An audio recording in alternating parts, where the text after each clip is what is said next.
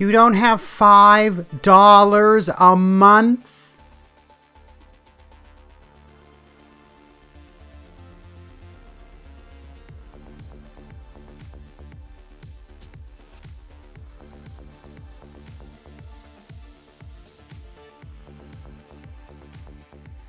Listen, as much as we meme on Bad Bunny, she's actually a legit streamer. She's very entertaining. You should go watch her. Not while I'm live. Like, if she's live now, you stay here. You stay put.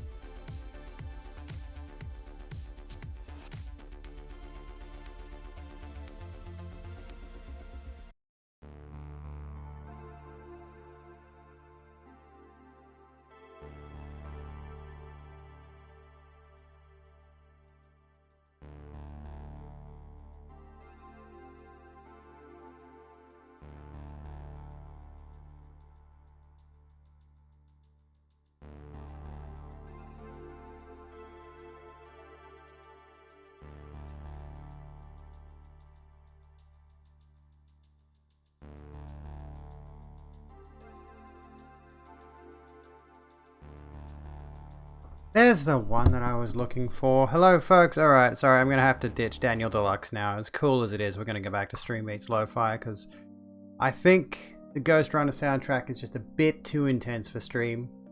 It's good to listen to, though. I think we might do that with intro. We'll play some soundtracks from different games. What about Bloodborne and Dark Souls and shit like that? Because as far as I know, like, I've seen other streamers use those as background music on occasion. I've used music from like Doom and Skyrim and stuff in the background of like Minecraft, for example. I haven't had any DMCA issues, so I might do that for my intros.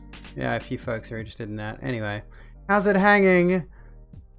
My name is Abigail Beck. Welcome to the Rogue Room. How you going, folks? Guys, gals, non-binary pals. What was it David Bowie said? Ladies, gentlemen, and others. There you go, Del. On the subject. On the subject of Minecraft, I guess.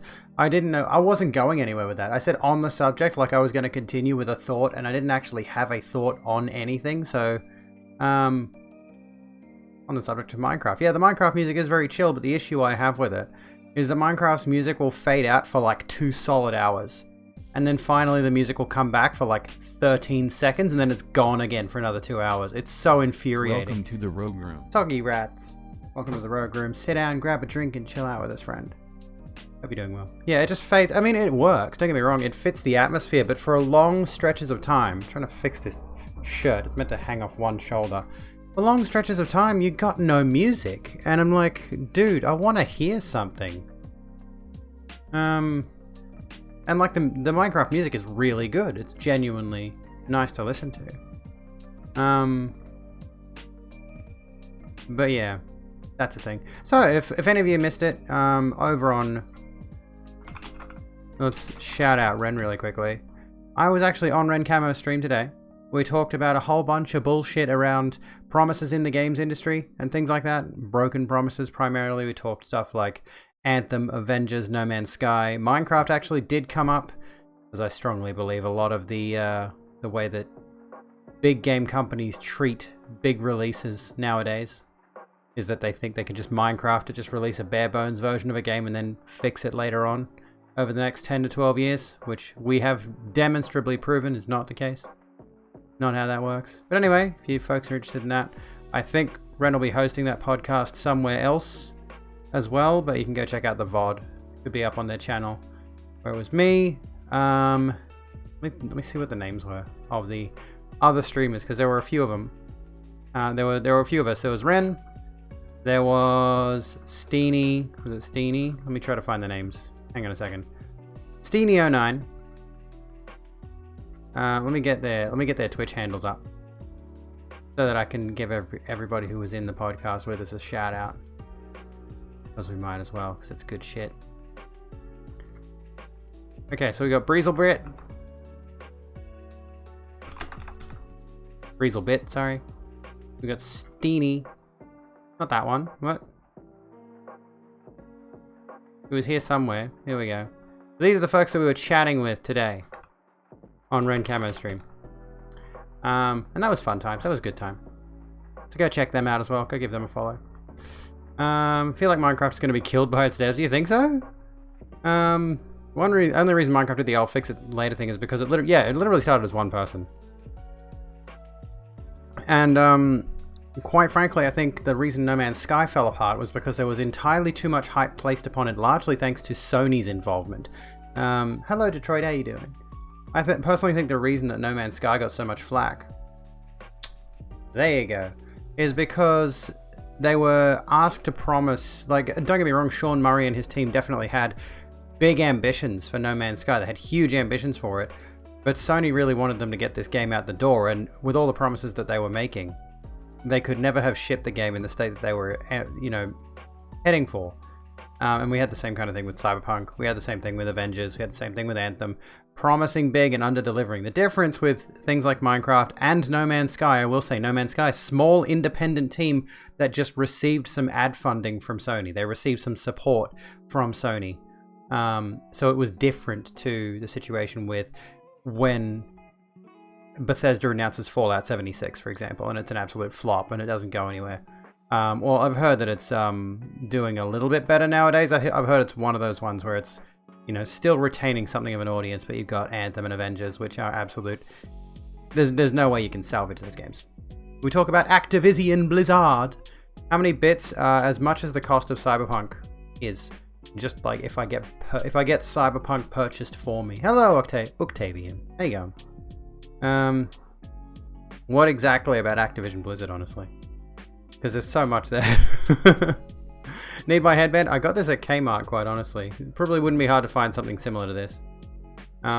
They've got a nice little women's accessories section. Sit around just to laugh at Cyberpunk despite some really nice ideas. The thing that I hate about Cyberpunk, honestly, is the fact that it has such a cool aesthetic. It has such a cool theme. Oh yeah, what was the article you sent me, Detroit? Let me have a look. Was that in Discord? Oh, no, yeah, it was. Where is that? Here we go. We'll have a look at this shortly, because I like the idea of this article. It's very good. Thank you for sending me that. What was I going to say? Oh, hold on a moment. Let me get my let me get my thoughts together. I think Cyberpunk had some really good ideas. The Rogue Room appreciates your German, thank you so kindly for the host. Thank you so kindly. Yeah, it did have some really good ideas. It had a really good aesthetic. It had some really good... It had the power of CD Projekt Red behind it, arguably, but the problem was it was announced way too early, first and foremost. They started proper development in 2016, and they were crunching basically from the get-go. And crunch, if you are not aware, actually does have a demonstrable impact on the quality of the workload, the quality of the output. If you're putting people through excessive hours to try to get a game done, and then you have the problem with the investors wanted the game out the door because, again, it was announced way too early, and as a result, a lot of people were getting really hyped about it, and if they kept pushing, if they didn't either announce a release date, which they did, which was a mistake, and then they kept pushing the release date back, they were pissing off the audience. And it was going to result in some very negative things either way. Either they release a broken, unfinished game, or they force the audience to wait even longer and they potentially lose a lot of sales. So they kind of had like a, it's not a double-edged sword, is it? That's not really what I'm going for. Chessa, there you go. The human rights abuse. Why do they expect humans to operate at full efficiency when they're stressed beyond normal? Honestly. Rena, thank you. Crunch is, quite frankly, I explicitly go, yeah, catch 22. Thank you, Calgar. Can't win. Yeah.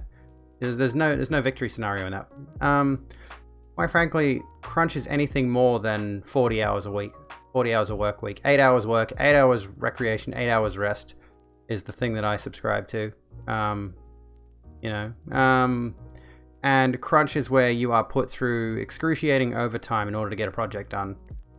By a certain deadline, and the developers of CD Projekt Red were put through some absolutely inhumane crunch. I think the pandemic times kind of slowed down their work. They were still crunching through the pandemic, that's the thing. How many times are you people going to make me show you my finger? There you go. There you go, magic. It won't get bad if you just don't have a lot of smart stuff to say about games. Honestly, this is like the most gamery discussion I've had in ages. But we were going to talk about politics in video games. Honestly, that was a thing that I was going to look at talking about tonight. Need to redeem it once per stream. Maybe I should make it once per stream per person. Does it count if you're studying for 14 hours a day, 6 hours work and sleeping for 4 hours? In a sense. I suppose that's you crunching yourself if you are putting yourself through that study. Because, like, study is very crunchy in its own regard, isn't it? It's like you're expected to sit through 3-hour lecture, 1-hour tutorial, and then 8 hours of, work from home or whatever. I don't know the specifics. I personally think Overwatch or anything related to Activision Blizzard has gone downhill. I haven't played anything Activision Blizzard related in a while. I do know that Hype Whoa, thank you so kindly for the follow. Welcome to the Rogue Room. Sit down, grab a drink, and chill out with us. Do I watch the Gymquisition? I absolutely do. Yes.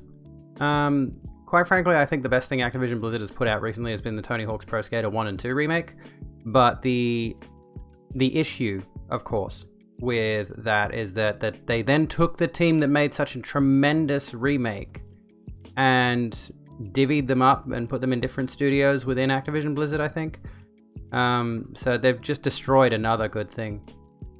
Speaking of work, you got saved from being cut down to 3 days a week. Your computer quit without notice, so instead of losing another day, you gained one 5 days a week. Yeah, like Spyro Reignited and Crash are both good as well, honestly. Like, the remakes that Activision Blizzard have put out are really good. What I've played of them, they're really solid remakes. Vicarious Visions. Did they do... Yeah, they did the Tony Hawk remake as well, didn't they? But yeah, as what I've... Did they? I think. Oh, Toys for Bob did Spyro, there you go. Either way, the Activision Blizzard remakes have been tremendous. But naturally, ActiBlizz's fucking... What's it called? I can't even remember. I honestly, I've lost my train of thought. Budget ContraPoints. Much better. ContraPoints is too high budget. Natalie's great. I love her content. She's been streaming a lot lately on her own YouTube channel, actually. She was playing Morrowind before. Hello, Ham Solar. How you doing? I'd love to see them do Tony Hawk 3 and 4, honestly. Underground 1 and 2, maybe. I think doing Underground 2 at least would be tricky because of Bam Margera. He's been a bit off the rails. Hope you're having a lovely day. Your name is Corbin. It's your birthday. Can you get a happy birthday? Well, happy birthday, Ham Solo. There you go, Hilda. But yeah, I quite frankly, like, Tony Hawk's Pro Skater 3 feels like it was one of the best, in my personal opinion. I'd love to see them bring that back. I loved all of the level design in Tony Hawk's Pro Skater 3. Tony Hawk's Pro Skater 4 was a bit weird, in a lot of ways, because it changed the format up quite dramatically. Welcome to the Rogue Room. Connor, welcome to the Rogue Room. Sit down, grab a drink, and chill out with us. The only issue, like, if you try to remove Bam Margera from Tony Hawk's Underground 2, the issue is that he's a core part of the main story of Tony Hawk's Underground 2. So he's got all his voice lines and all that shit. You don't want remakes, you want new IPs. Honestly, agreed, Del. I would love to see a company take on the Tony Hawk formula. I'd like to see a new skateboarding game that's actually in the same vein. It's as fleshed out, it's as perhaps arcadey, and there's something, or maybe just like a new... We've heard rumors of something to do with Skate. The developers of Skate have announced something, but we don't know exactly what it is yet. So that's another thing. But yeah, I want new IPs as well. I want new interesting ideas. The problem is, sometimes with new interesting ideas, the best we get is Days Gone. You know? Oh, hey, look, it's fucking zombies. End me. What's the problem with Bam? He's had, I think Ryan Dunn's death hit him really hard. And he just, like, went super, super heavy into some really bad habits. And honestly, his social media posts leave a lot to be desired. Quite frankly, I just think he's, I think he's been getting some help. Heard a lot about Skate. Isn't that on PS4 now? I don't know, honestly. Yeah, he used to be very popular, but he went off the rails for a while there. And, I mean, that's not necessarily his fault. I mean, the effects of mental health issues are not the fault of the person suffering them. You know, we have to be compassionate in that regard. Could have been awesome. Alas, it's just a zombie game with lots more zombies. The gimmick isn't... Yeah, that's the thing. It's like, I think I've seen numerous games now. It's like, we have tons of zombies on screen. They did that gimmick back in 2006 with Dead Rising. It's a boring gimmick, honestly. It's the same as when a studio Let me think. What's another good example of the same kind of thing that cycles back around into the discourse every so often when it comes to the announcement of new video games? I'm sure the video games are nothing if not cyclical, let's be honest. They do the same things over and over again and we fall for it every time. How to make a better zombie game. More zombos! I honestly like The Last of Us because it wasn't hordes of zombies. The majority of the time there were not many at all. It was a very tight, small claustrophobic environments. That made a huge difference, honestly. Why you want to be a drug counselor, because you know life can be hell, but we can get through it without bad habits. We can. And I've been breaking some of my bad habits, honestly. I stopped the energy drinks back in the 2nd of January. Haven't touched one since. I'm on the coffee at the moment, but coffee's not too bad. But luckily I haven't done anything super heavy. Welcome to the Rogue Room. Blackout, welcome to the Rogue Room. Sit down, grab a drink, and chill out with us. How you doing? Drugs aren't a bad habit. Drug abuse is a bad habit. True. And the issue is, of course, that a lot of drugs are inherently addictive. You know, if you get those chemicals into your system, your body develops a dependence upon those. And there are chemicals that your body can produce, dopamine or other similar things, where, you know, if you're doing a certain thing, and this was honestly me with the energy drinks, my body was developing whatever that chemical was, associating that good vibes chemical with the energy drinks. And thus the addiction was not the energy drink itself, it was me saying, oh, I need that thing to feel good. So, as opposed to, you know, getting addicted to tobacco, or, well, nicotine, or alcohol, or, honestly, painkillers, morphine. Hell, you could get addicted to paracetamol, if you really wanted to. Don't ask me how, but... Quit a 35-year nicotine habit just to replace it with a hormone addiction. I think the hormone addiction is the better one of the two there. Hello, Draco. How you doing? Sorry if I'm missing any chat. If I miss anything, please call me out and like yell at my face. You replayed Fallout 4 recently. It was such a nostalgic experience. You feel like you'll play it with mods again? On the subject of mods, quite honestly, I'm very tempted to reinstall Skyrim just to replay the Forgotten City.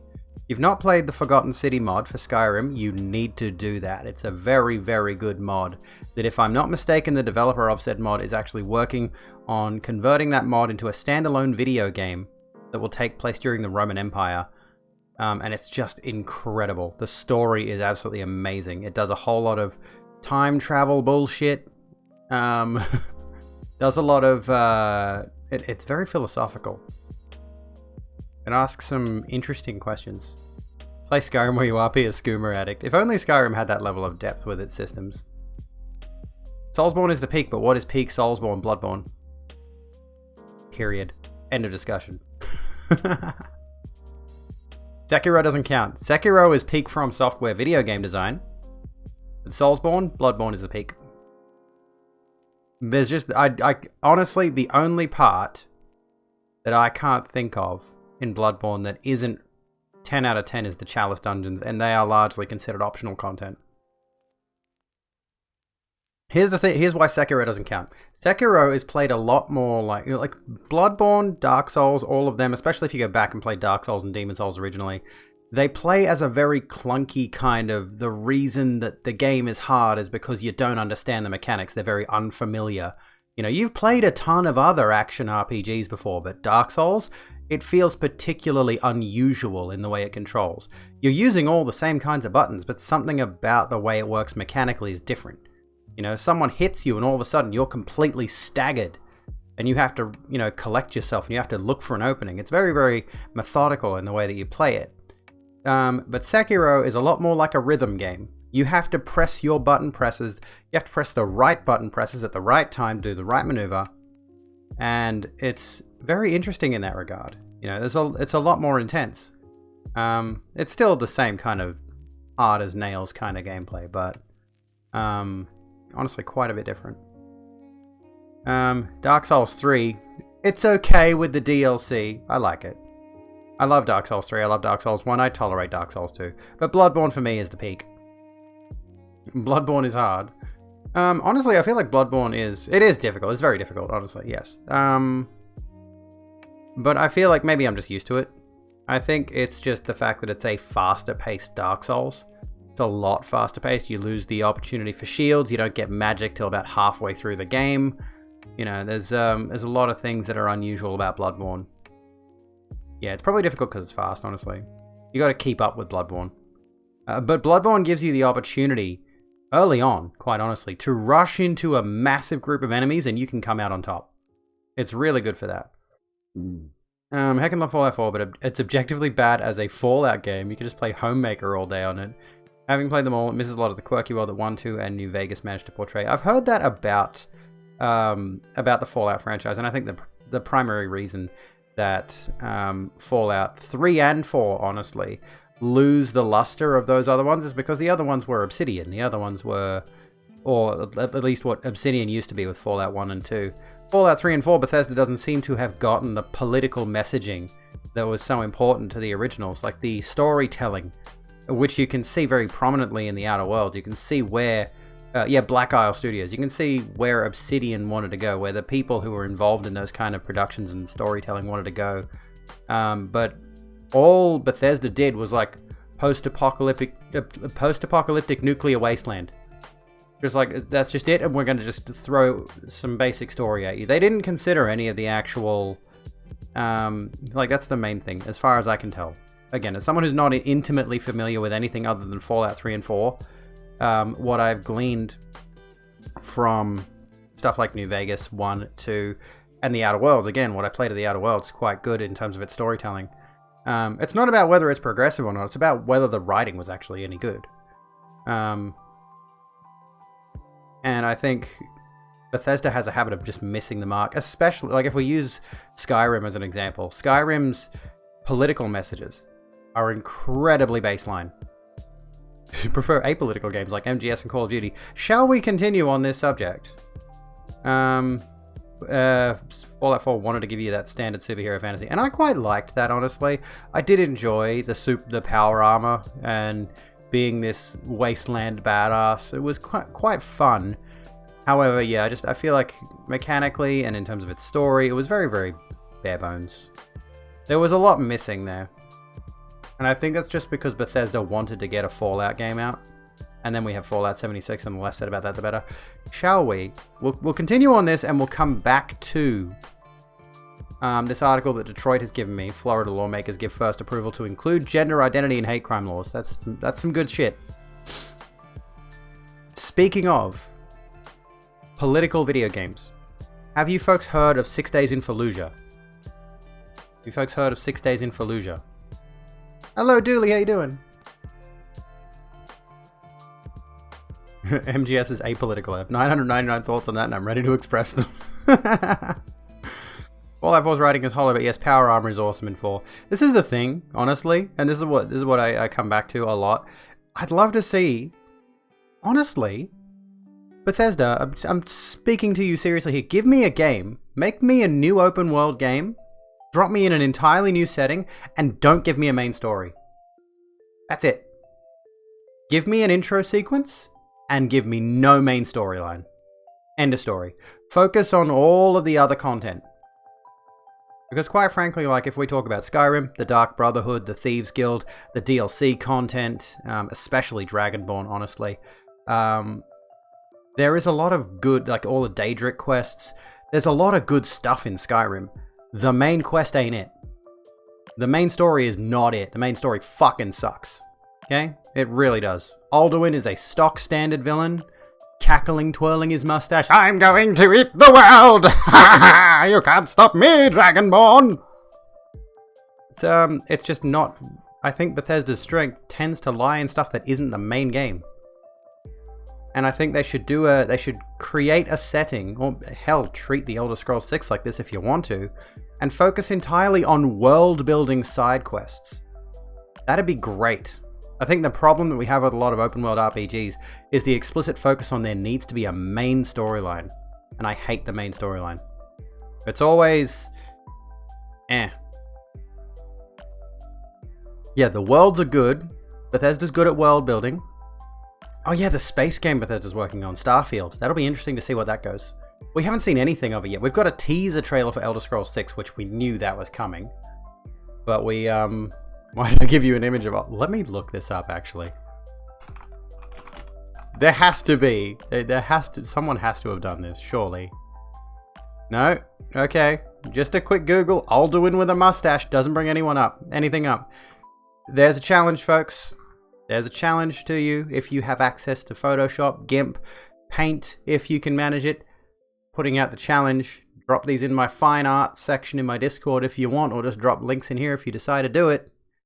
I want you to do an artwork of Alduin from Skyrim with a twirly mustache.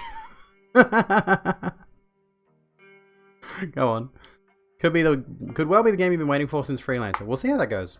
I'll be interested to see how that goes. Anyway, speaking of political video games, Top Hat and Monocle, go for it. Absolutely go for it. You have to have an evil grin. Oh god, I can make my face contort into ugly positions. 6 days in Fallujah. Stick with the politics for a second. 6 days in Fallujah. Not trying to make a political commentary, creator says. An interview with the publisher of the controversial Iraq War shooter.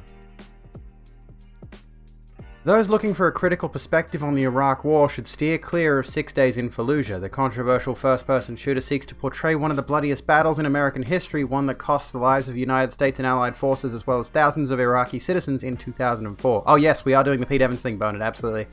Originally announced in 2009, the game was dropped by publisher Konami due to the objections of the families of service members killed during the Iraq War. In the 12 years since, public opinion has demonstrably shifted against that war. Gee, I wonder why the fuck that might be. Yeah, we'll do the Pete Evans thing. Crazy. Other than the US military is great. That makes the job of Peter Tamte, head of 6 Days in Fallujah publisher Victura, perhaps harder today than it was more than a decade ago.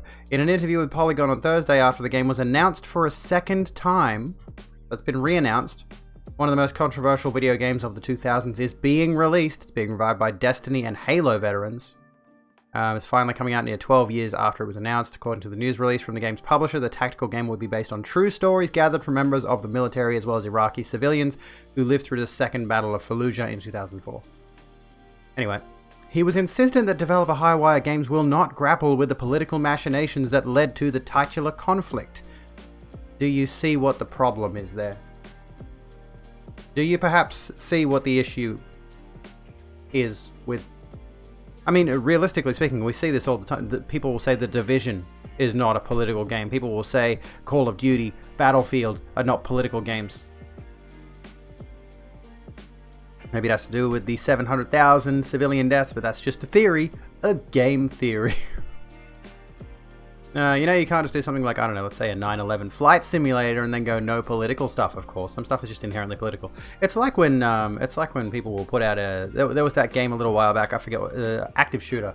There was that game Active Shooter. Do you think the person who made that game was just like, oh, it's just a video game. I'm just making a video game. But they know what they're doing. These people are not stupid. Trying to manipulate you into thinking this game's not political. Instead, their first-person shooter will try to engender empathy for American troops in the field. This part gets me.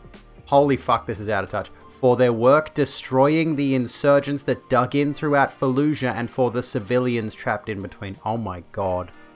The hero complex of this bullshit is absolute, just like, bruh. The absolute delusion. Not all. Yes, Call of Duty is absolutely political in every circumstance. It's a military shooter. It is. As soon as you make a shooter, Doom is political. Quite honestly, you know why? Because it's a violence simulator. I love Doom, by the way, for the record. I love Doom, but it inherently has its own political underpinnings. Just another America fuck yeah game. Exactly. We've had enough of those. Oh, good lord. Connor, this has nothing to do with anything, but have I seen the cover for the Coos album released November 6th, 2001? We all have now. Holy shit. This was 5 days before 9/11. There was some other shit that actually... You know what, Deus Ex couldn't fit the Twin Towers into their skybox of New York City? The original Deus Ex. The really, really early one. This came out before 2011. It came out before 2011, I think, or in earlier 2011. And their excuse was that the Twin Towers were destroyed in a terrorist attack. Now, Deus Ex is set in the year, like, 2057 or something like that. So, why were there so many things that were...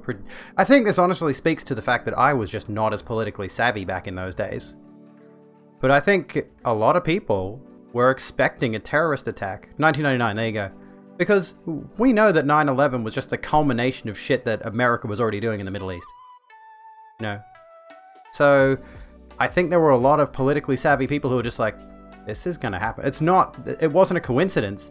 People were just like predicting, you know, a monument in New York City, like the Twin Towers, would have been the target of a terrorist attack at some point. And as a result, what happened in Deus Ex? 2052, there you go. And then there was only 2 sequels. There was Deus Ex, or prequels, Human Revolution and Mankind Divided, and there were absolutely no other Deus Ex games. Don't even bring them up. Anyway, where were we? No, that's the other one. I think reasonable people can disagree with that, he told Polygon of his narrative strategy. For us as a team, it's really about helping players understand the complexity of urban combat. It's about the experiences of that individual that is now there because of political decisions. So, okay. If I may interject, how are you going to make a game that is not trying to make a political commentary and then say it's about the experiences of that individual that is now there because of political decisions? How in the fuck are you going to make a video game that has no political commentary, allegedly, when the individual, the player character, I suppose, there because of political... What?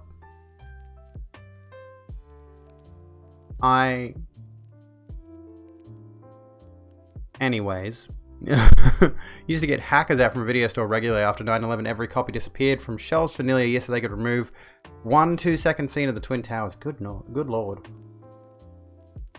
Rightio, Hilda. Have a good luck. Also, Spider-Man. There was a trailer. There was a trailer of Spider-Man that featured him catching a helicopter between the Twin Towers in one of his webs, which had to be removed, obviously. Do you know that accidentally... Oh, hang on. What do you say, Black Cat? Cynical Me knows this whole controversy is manufactured. Absolutely, yes. 100%. All of this stuff is so superfluous. Is that the right word? Not superfluous. It's so, honestly, opaque. Not opaque. The other one, transparent. Anyways. Protagonist is there because of a political decision, but it's not a political game. Accidentally, canonically, Kermit the Frog caused 9/11 in a Muppets Christmas film released in late 2002. Kermit has shown a glimpse of what New York City might look like if he'd never been born. They left the Twin Towers in the scenery, so somehow, because Kermit the Frog existed, 9/11 happened. Holy fuck. Oh, shit. What inspired the Twin Towers memes? I wonder. Anyway, as we were saying, where were we? And we do want to show how choices that are made by policymakers affect the choices that a Marine needs to make on the battlefield.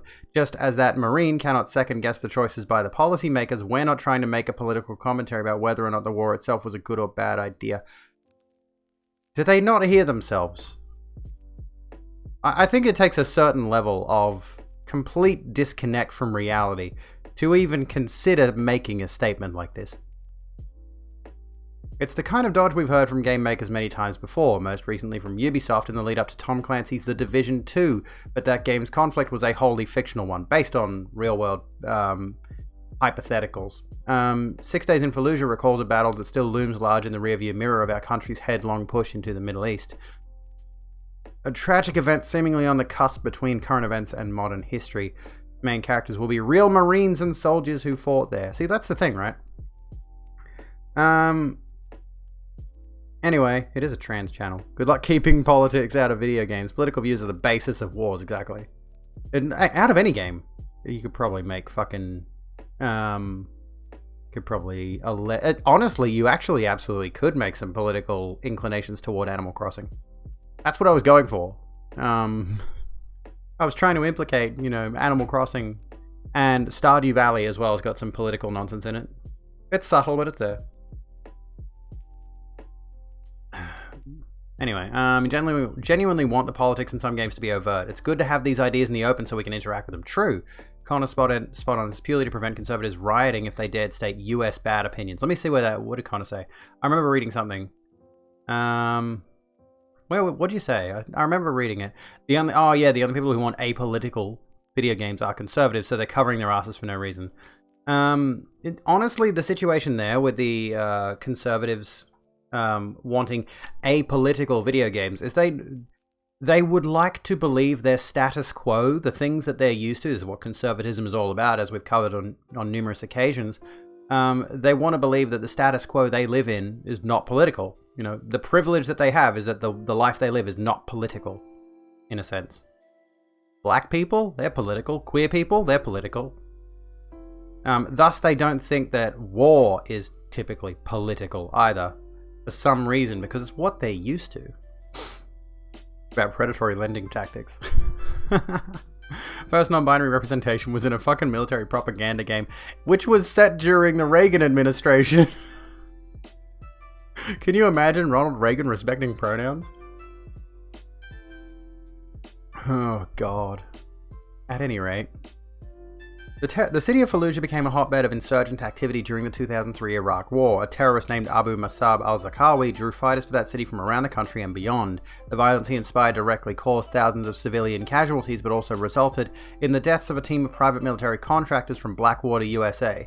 The image of their burned and mutilated corpses hanging from a bridge became synonymous with the US occupation of the country itself. In 2004, Western forces tried to retake the city not once but twice. 6 Days in Fallujah focuses on the Second Battle of Fallujah, which cost around 100 American lives, and according to the International Red Cross, the lives of at least 800 civilians.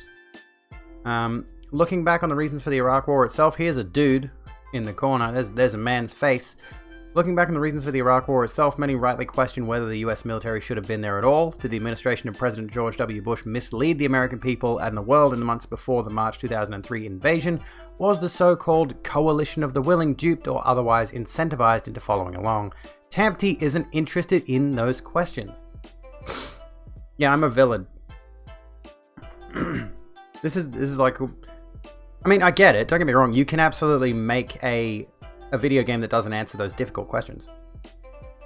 Small bowl of blancmange. Oh, Del, I'm so upset that you live in the UK, honestly. I'm so annoyed that the way trans folks are treated over there, it's reprehensible. It truly is. Hey, BBOA, how's it going? So, we have, did the administration, so like the questions here being, did George W. Bush mislead the American people and the world in the months before the March 2003 invasion? Was it so-called coalition of the willing duped or otherwise incentivized into following? So, like, they're not interested in answering the questions that would be relevant to this particular discussion in terms of the context of a very political video game. A very, very political video game.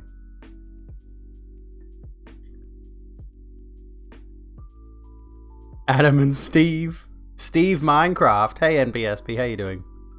It's Adam and Eve, or not Adam or Eve. You know what sucks is that I liked the idea of going to England at one point, but I don't now. I do not. Anywho, he's also not interested in portraying the alleged atrocities that may have been committed there. Why are you making this game? Like as was it you, Black Cat, that said they're stirring this shit up to get sales? Honestly, like, not interested in portraying the alleged atrocities that may have been committed there. I'm just gonna go ahead and play Spec Ops: The Line instead. Don't recommend me any sort of military shooter unless it's very, very seriously going to tackle the political inclinations of being there and the psychological effects that it's going to affect the people that you're playing as. Adam's apple's very nice. Did you folks know that, women do develop Adam's apples, right? Like, that is a thing. It's not driven by testosterone or anything. It's just an anatomical thing that can happen. Because trans women are women, but there are, I should have said cis women, sorry. Sometimes I get a little bit disconnected from the fact that I'm a chick. Honestly, yeah, there are cis women who develop Adam's apples as well. Literally just the shape of your voice box, yeah. One of your cis girlfriends in high school had the biggest Adam's apple you've ever seen. There you go. Mother has a beard and she has ovaries. There you go. No sweat. I'm honestly sweating a little bit right now. I think it's either the coffee or I just need to turn my aircon on.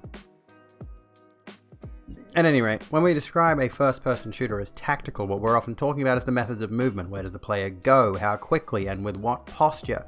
But a military shooter likewise focuses on the weapon systems that are given to the player. For Marines and soldiers in Fallujah, that means rifles and explosives, but there were other tools and other tactics in play during that battle in 2004. The US military has said that it used shake and bake tactics, a combination of high explosive and white phosphorus rounds.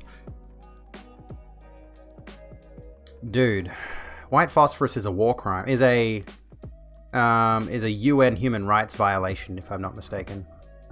It's literally a war crime. Rounds that flushed out the insurgents from their hardened bunkers in order to destroy them. Is it? Is it not? What am I thinking of then? Shake and bake. There's something similar that they have used over in the Middle East that they're not supposed to. But using white phosphorus as a weapon and in close proximity to civilians would seem to contravene the accepted laws of war. Again, Tempty isn't interested in litigating what constitutes a war crime. Don't buy this game. There he is. Oh, that's Peter Tempty. That's Peter Tempty. Whoops.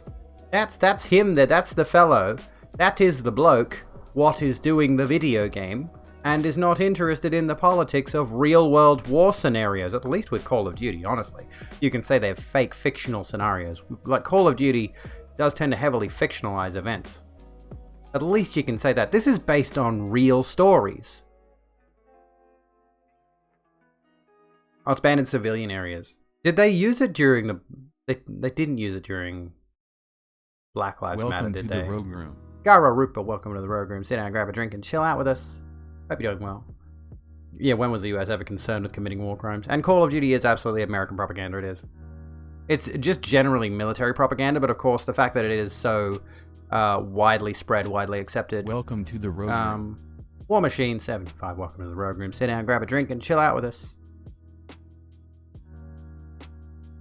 I so pretty, you are so pretty, BB08. So why would you make this game?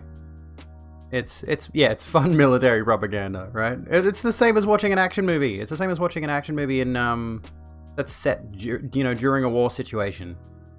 You know, you watch it because it's dumb. I liked Rambo 4. Was it Rambo 4 or whatever it was?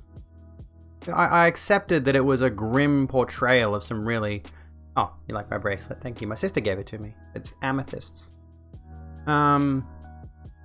2009 it was used by Israel. There you go. Israel admits troops may have used phosphorus shells in Gaza. There you go. I am 5'11". 5'11". I'm tall. Tallish.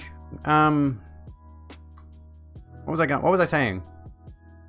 Yeah, like, there are certain types of... Like, it's not my birthstone, no, I just like amethyst because it's purple. There are certain types of media, I think, where you can turn your brain off, you know, and just not think about what you're watching, what you're playing, etc. Honestly, I feel like Ghost of Tsushima is a heavily, heavily fictionalized retelling of events. And for that reason, you know, I don't think too much about the implications of the setting. I don't think too much about the implications of the narrative. But I do think about, you know, if they were to do that game again, and they were to do it very heavily based on the actual history, instead of fictionalizing it in the way that they did, then the politics at that time, the politics of the situation would be important to the storytelling. And in this circumstance, what we have is, you know, with Call of Duty, you can take the a fictionalized retelling of events in... whatever war scenario, honestly. Afghanistan. What's the one with the Anzacs? There hasn't been a game set around that, the Anzacs. That'd be interesting, I think. The only thing that can determine your gender is pockets. Wish they did with Fallujah what they do with Spec Ops, because it would fucking horrify and shock people. They should. Honestly, they should commit to it. There are things that divide us, and including those really divisive things, I think distracts people from the human stories that we can all identify with. These are hardened veterans going in and mowing down insurgents. What human story can we all identify with there, Tempty? Peter? I have two concerns with including phosphorus as a weapon. Number one is that it's not a part of the stories that these guys told us, so I don't have an authentic factual basis on which to tell that. That's most important. Number two is I don't want sensational types of things to distract from the parts of that experience. Fallujah was a house of horror to everyone, isn't it? The same is true of the depleted uranium munitions used during the battle. The super dense shells commonly associated with the tank-busting A-10 Warthog can fragment and shatter on impact, scattering their heavy metal payload all around. That could be why researchers show an increased incidence of cancers among the current population of Fallujah, especially in children. We asked Tempty what responsibility his team bears in communicating that outcome of the Second Battle of Fallujah to consumers. I don't think players are going to be confused about the cost of war, Tempty said. I just don't think that they're going to walk away from this experience going, we need more war. I don't think that's something that the Marines and soldiers want as a message. I don't think that's something that the Iraqi civilians want as a message. I think people do need to understand the human cost of war. Tempty continued. Perhaps playing the game will make them curious and they'll want to learn more about all the things that happened in Fallujah since the 2004 battle, and that will lead them to their own conclusions from doing the research. But right now, simply ignoring the battle is not going to cause them to think about all of its consequences. Can we talk about like the fact that what they could very well do here is add some kind of a codex like situation? Like if you're going to tell people, "Oh, go do your own research," I'm certain they have all the information they could possibly need to just put it in the game. Like in Mass Effect with the Codex thing, you unlock different bits of information. You know, why don't they do that? You would think that this would be the perfect opportunity to turn this into a learning experience.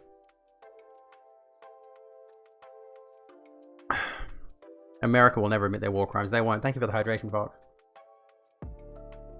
I remember when you were 4 years old, they deployed you to Iraq and you shot and killed several Iraqi insurgents. Those were the memories they were talking about. I remember those days. That link is not stream safe. Maybe we'll look at it another time then. How goes it? It goes well. It goes well. We're going to get on the wine soon, I think. Anyway. In making 6 Days in Fallujah, Tempty and his team interviewed Marines and soldiers who fought there just months after the battle was over, and then again as recently as last year. They will be the avatars that players fight alongside. The challenge of moving house to house. Excuse me. Rogue Room appreciates your recommendation. Lesbian bread and cheese. Thank you so kindly for the host.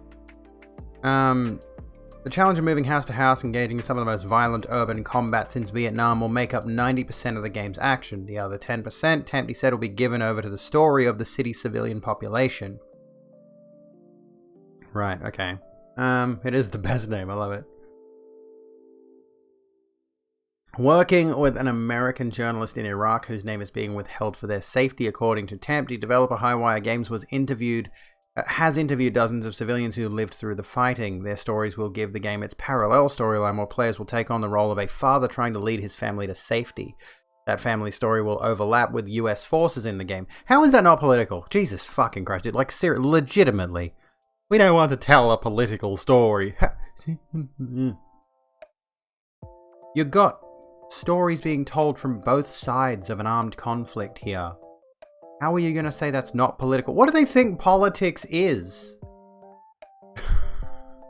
It's not just men in suits arguing in a very big, elaborately designed room about healthcare.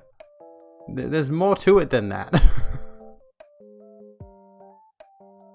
This is an unarmed Iraqi civilian, Tempty stressed. We do not at any point ask the player to become an insurgent, to be clear about that. This is an Iraqi civilian who was trying to get his family out of the city during that battle.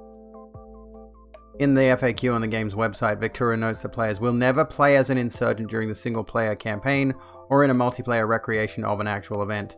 Of course, this isn't the first time Tempty has tried to get this game made. He says he's been working on it for over 15 years, effectively since the months after the Second Battle of Fallujah ended.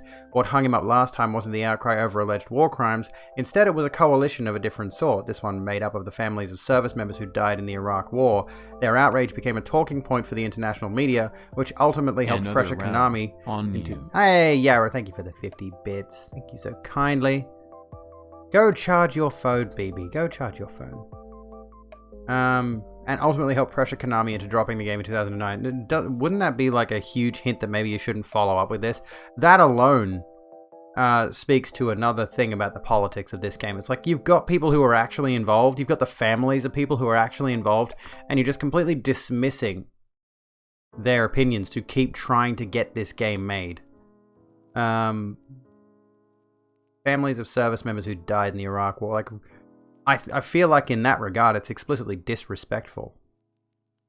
Do we really want to say American soldiers kicking indoors of civilians is not political at all? Politics is when the people aren't white, and the less white they are, the more political it is. Who wants this game? Good question. Yarrow, thank you for gifting a sub to Romeo. You are now one of us. I still don't know why that alert is in the wrong font. I cannot fix it. I have tried. Thank you for gifting that sub. Romeo, join us in the sub lounge where we'll chill out for a second and take our minds off the politics of video games. What other video games do you folks play that are completely apolitical? What are your favorite apolitical videos game, folks? Hit me with it while we chill out here in the sub lounge. You know what, Romeo? Why don't you go as well? Metal Gear Solid 5. Rust! I actually haven't played Rust. I only play 3 video games. Mario! Could you make some potential political connections to Mario, maybe? How is Rust? I've heard decent things about it. I've heard Valheim is good, and it's supposedly in the same vein as like that kind of survival setting, but you're a Viking. I'm interested in giving it a go, honestly. But everyone and their mother is playing it right now, so I wouldn't stream it. Only play 3 video games. What video games would they be? Valheim is only $30. It's pro-monarchy in a way, I suppose, yeah. Heavily distracted, what was the question? What are your favorite apolitical video games that have no politics in them whatsoever? No politicals. No politicals allowed. Favorite non-political game? Yeah, Valheim looks like Viking Conan, honestly. Viking Conan Exiles, quite frankly. Exploration and survival game for 1 to 10 players set in a procedurally generated purgatory inspired by Viking culture. Dude, badass. Tetris? Aren't there politics in Tetris? Mario is an Italian ethnic stereotype, so that's a bit political. His color scheme was heavily influenced by the Marxist Party of Japan. It's a trick question, guys. Like, most video games have some kind of political leaning. You'd answer, but that would dismiss the idea of talking about a game in a political way. Sims 4, Animal Crossing, and very occasionally Borderlands 2. There you go. Mario is a total terrorist. Is No Man's Sky apolitical? There's an interesting one. No Man's Sky is an interesting one, honestly, because it's a very desolate universe. I suppose you could argue... Oh my god, you are now one of us. Thank you for gifting us up to my co-sect. We'll just stay here in the sub lounge for a bit longer. Could you argue that No Man's Sky... I mean, it's not really. I was going to say there are some capitalist leanings given the way the game's trading system works. There's like a supply-demand thing in different galaxies. You know, the more something is purchased, the demand goes up and thus the price goes up, I think, or something like that. I can't recall. Not galaxies, solar system, sorry. I'm still pissed off that you can't fly your starship into the sun in No Man's Sky. How disappointing. I want to fly my starship directly into the sun. What a ripoff. Your time at Porsche? I have not played that one. Stardew Valley is pretty apolitical. You think? I think there's a bit of the politics of free market capitalism in there. What with the Joja Mart. And the player's option to either support or shut down the Joja Mart. And then you've got the fact that Mayor Lewis is only the mayor because nobody else will run for election, and he doesn't host elections, which is a point of political corruption there. He just lords over the town like a monarch, never being challenged. Yes, because nobody else is interested in running. There's a storyline they should add, honestly. Add a little storyline about it. MGS3 Pachinko Machine. Thank you for the Posture Tech Fox. Alright, let's come back to 6 days in Fallujah. Solitaire is pro-monarchy. Political video games. Okay. Let me see here. One of the other dodges that many military-inspired games make is that they fictionalize their settings. These are made-up soldiers and made-up Marines developers say fighting a battle in a made-up country. Tamped and the team at Highwire are going in a different direction by putting real people into their game. So what does Tamped have to say to those families once again outraged that their relative's death is included even peripherally in this way? A message that I heard from all the people who've lost their loved ones in battle is they don't want their child or friend's sacrifice to be forgotten, Tamped said. Even the ones who are very opposed to the war in Iraq, and I had conversations with many of them, as well as other members of our team, especially former military who are on our team, had conversations with many of these families in 2009, and we heard one after the other. We don't want you to make a game about this, but we don't want our son's sacrifice to be forgotten. A mixture of that. That diamond is the VIP badge. The reality is most people are not aware of the battle for Fallujah, Tamped continued, and so by talking about this battle in a game we are helping people remember the sacrifice of some very specific people. So that's number one. We share the same objectives they have, which is we don't want their son's sacrifice to be forgotten, but I do understand their caution about it. Absolutely. Oh, but do I understand their caution about it? Absolutely, absolutely. Because for most of those people, their only idea of a video game is watching somebody else play Call of Duty. Call of Duty is a sport, and if somebody made a sport out of the killing of my son, I'd be pretty upset. Our job now is to show people that we're not making Call of Duty. And what about the people of Fallujah? Once known as the City of Mosques, Fallujah had more than 60 of its 200 historic structures destroyed in the fighting. Tens of thousands of people fled the city, many never to return. Lives were lost and communities were shattered forever. What does Tamped say to those outraged that their suffering is being put into this game? Almost all the outrage I've heard are from people who are not in Fallujah, Tamped said. I think we live in a culture where we feel the responsibility to defend people whether they want to be defended or not on social media, and I'm sure that there are people in Fallujah who will be offended. But I will tell you that from my experience and conversations that I've had over 15 years on this project, nearly all want people to know what happened in Fallujah, whether you're an Iraqi civilian or a member of the coalition, either side. For Tamped, the goal of 6 days in Fallujah is to celebrate the heroism of those coalition forces who fought there. The goal is to empathize with them and also the civilians trapped in the city. Anything else is a distraction. What are our thoughts so far? What are your final thoughts on this, chat? How's your feeling about this being brought back? Do you think there's I personally feel like there's a level of insensitivity here, but you know, he's just kind of caught me on that one. It's like, oh, people want to be defended. Love the Iraq War. Love the Iraq War. What? Thank you for the 100 bits.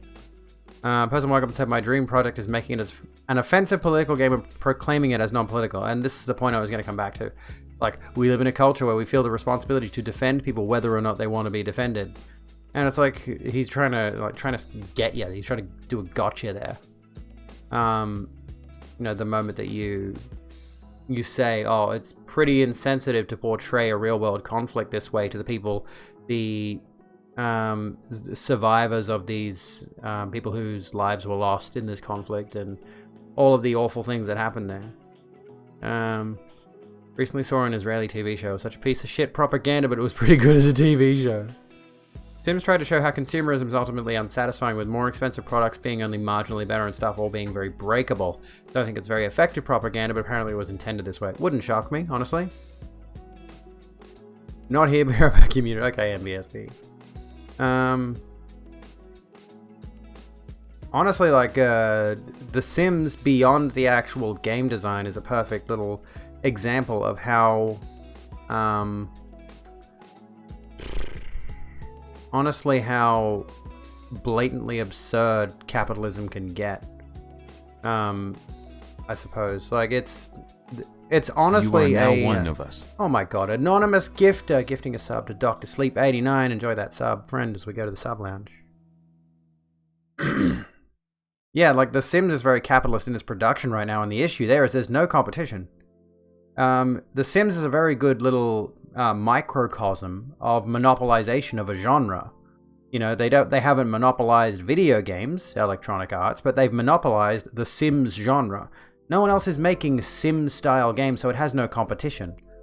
You know? There are very few games you could say are comparable to The Sims. So they have no reason to try to change their tactics, given that no one else is making anything even vaguely similar to try and challenge them on the front they're on. Yeah, The Sims where you have DLC for DLC. This is the thing, Yarrow, is like I kind of feel like, yeah, Stardew Valley and Animal Crossing are in some ways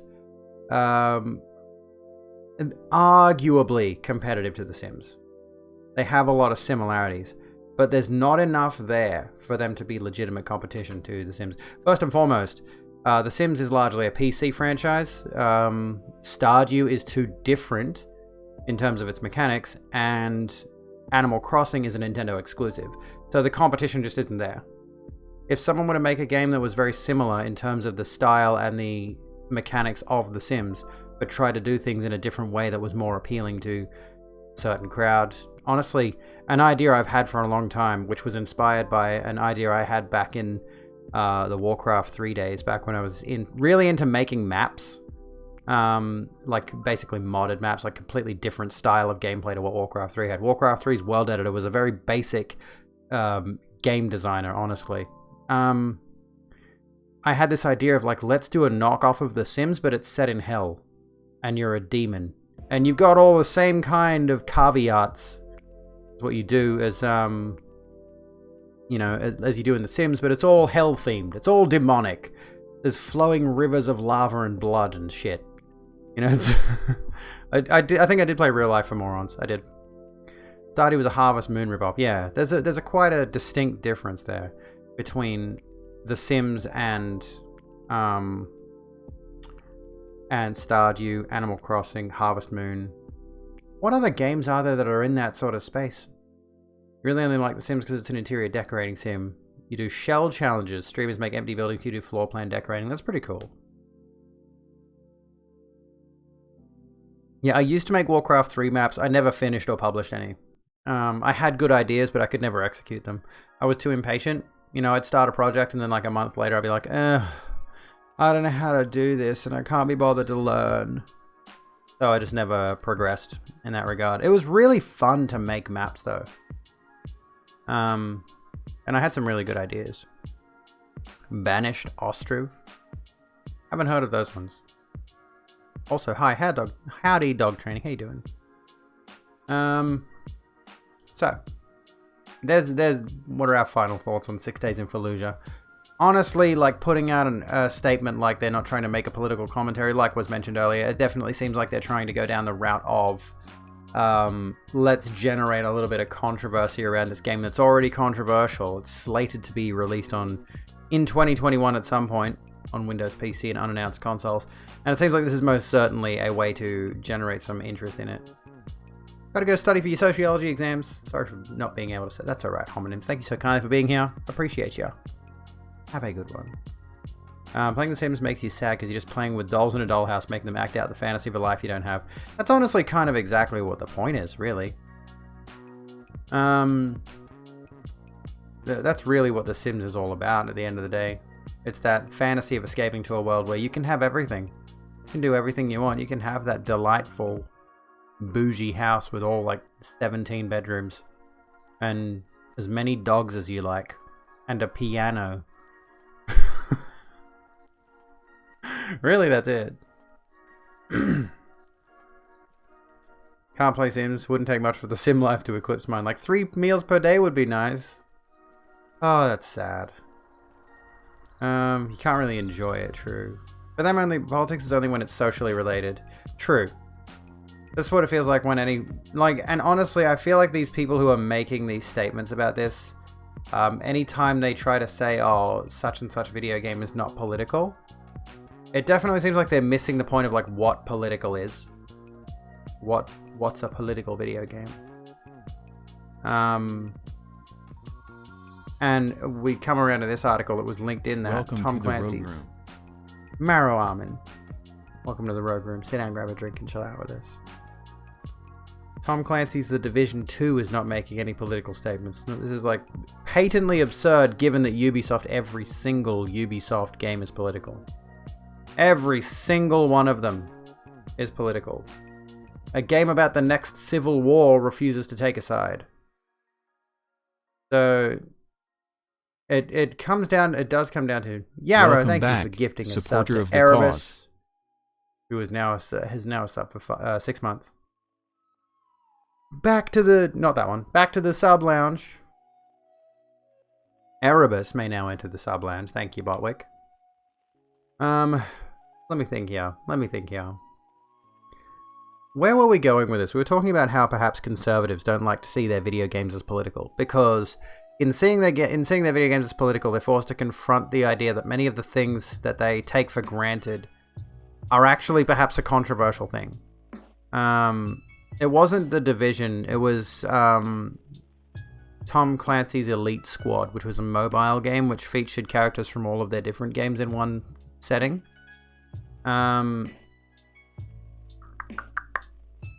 Yeah. Just turned your computer off, did everything else but forgot to check sub cost. Oh no. Yeah, so, and that explicitly, like using the Black Power fist, Black Lives Matter fist, in their iconography was explicitly a political move, and they absolutely had to backpedal on that because they knew they fucked up. The Division may have a weak story, like it may well have a weak story, I haven't played it, but the sheer setting, by its very definition, is political. So every facet of it, especially given like one of the trailers for either the first Division or the second Division had a tagline that was something along the lines of, you know, if you want to survive, you better have a gun. You know, and that, again, political statement through and through. But a lot of Americans don't look at guns as a really, like, they don't think having guns itself is political. The issue is gun control is political. But they don't think just the concept of owning a gun can be political. They'll just see it as just a thing, even though owning a gun is a political subject. Because that's a stance in its own regard. If you have a gun, you're making the statement of, these are the things that I believe about, what's the, my brain is fried. And here I am thinking I'm going to be able to, drink and keep up the conversation in a little bit. I'm getting my wine soon. Hope I'm doing well. I am doing well, W. How are you doing? Bummed that Ubisoft is making a Star Wars game. Wonder how the politics will be. Stormtroopers are the good guys. I wonder how many, like, I wonder honestly how many conservatives own Stormtrooper helmets and not realize the irony. My hair is not dyed. I have received compliments on the lighting, how it hits it though, in the past. It does look rather nice. I washed it today. Stormtroopers are the good guys in the prequels. In a sense, yeah, the clones. Until a certain point. Spoilers! I'm honestly disappointed in the prequels. Like, I do like them quite a lot. I do like the prequels for the meme material and because they were very integral to my childhood, quite frankly. The aesthetic of prequel Star Wars means a lot to me. But one of the things that irritates me is the fact that, you know, the originals mention the Clone Wars. Obi-Wan mentions the Clone Wars. And my thought in my head was that they would have clones of the Jedi fighting each other, which is such an awesome concept. Another round on you. Thank you, Yarrow. Execute Order 69. Thank you so kindly for the 69 bits. Kind of maroon. Yeah, I've thought about dyeing it maroon, honestly. Like that dark reddish sort of color. But dude, like Jedi Wars, clone Jedi Wars. And then like have a storyline where it's like one of the Jedi is unable to tell. It's like, is this person my friend or are you the clone? See a trend with T-girls on the left creating content. It's pretty gnarly. I am very much on the left. We were just talking about how 6 Days in Fallujah is absolutely a political video game. And how conservatives don't like the idea of politics in their video games as well. How are you, Master P. Dudley? Drinking up. I think, honestly, it's kind of baffling to me. We've talked about this before a couple of times. They tackled the idea of Clone Jedi in The Force Awakens 2. The Force Awakens 2? Wait... I would dare say imagine gnarly as in good. I've only ever heard gnarly referred to in the good sense or the gruesome sense. Like if someone gets mangled in a car wreck, that's pretty gnarly. Or if you pull off a sick 360 flip on your skateboard, that's also gnarly. Yeah. Oh, the Force Unleashed. That's right. Yes. That's right. Yeah. Star Wars Episode X: The Force Awakens 2. Yeah, I agree, War Machine. I'm disappointed in Star Wars, especially given that there was this particular thing I was going to bring up. This, honestly, is kind of disappointing given that, you know, I liked the character. When... can you, like, stop trying to load your video so I can pause you, please? Thank you very much, you dumb shit. This thing, Gina Carano getting kicked off The Mandalorian. Hasbro now scrapped Gina Carano's Star Wars figures. Common Enemy 909, welcome to the Rogue Room. Sit down, grab a drink, and chill out with us. Why are my alerts on my chatbot so delayed? Welcome to the Rogue Room. And Master P. Dudley, welcome to the Rogue Room. Sit down, grab a drink, and chill out with us. Yeah, I'm very pleased with this news. Yeah, it's kind of become, honestly, the problem with Star Wars now is that it's become so entrenched in the... Hervog, welcome to the Rogue Room. Sit down, grab a drink, and chill out with us. What's the phrasing I'm looking for here? Like, it's become so deeply entrenched in the social space. Like, everyone, it's always been a popular thing, but now Star Wars is heavily embedded in everyone's minds. Like, there was never, honestly, this is a common misnomer that some people have about Star Wars. There are some people who are like, oh, I'm a true Star Wars fan. Back before it was popular. Like, bitch, Star Wars was popular when the first movie released. Friend on Facebook compared Disney firing Gina to Anakin killing the younglings. Wait, who's the younglings in this scenario? I'm looking fine, thank you. Another round on you. Star Wars is lame stream. Star Wars is lame stream. Thank you for the 100 bits, Yarrow. Yeah, it's definitely very mainstream now, and it's lost a lot of its appeal for that. I mean, it always was. It always was, but there was a point in which it wasn't so saturated. They found one tweet. Why do they go digging? They found one tweet from Mandalorian's actor, and they're having a major case of whataboutism. Of course they are. I like what I've seen of The Mandalorian. They said Gina was innocent in expressing her opinions, and so she was the youngling. Here's the thing, though. Excuse me. Here's the thing about expressing your opinions, though. If your opinions go directly contrary to what the company thinks is profitable, then the company's gonna drop you. Now, that's what I mean, Romeo. Like, I mean it's saturated because there's so much on the horizon. There's so much coming from Star Wars.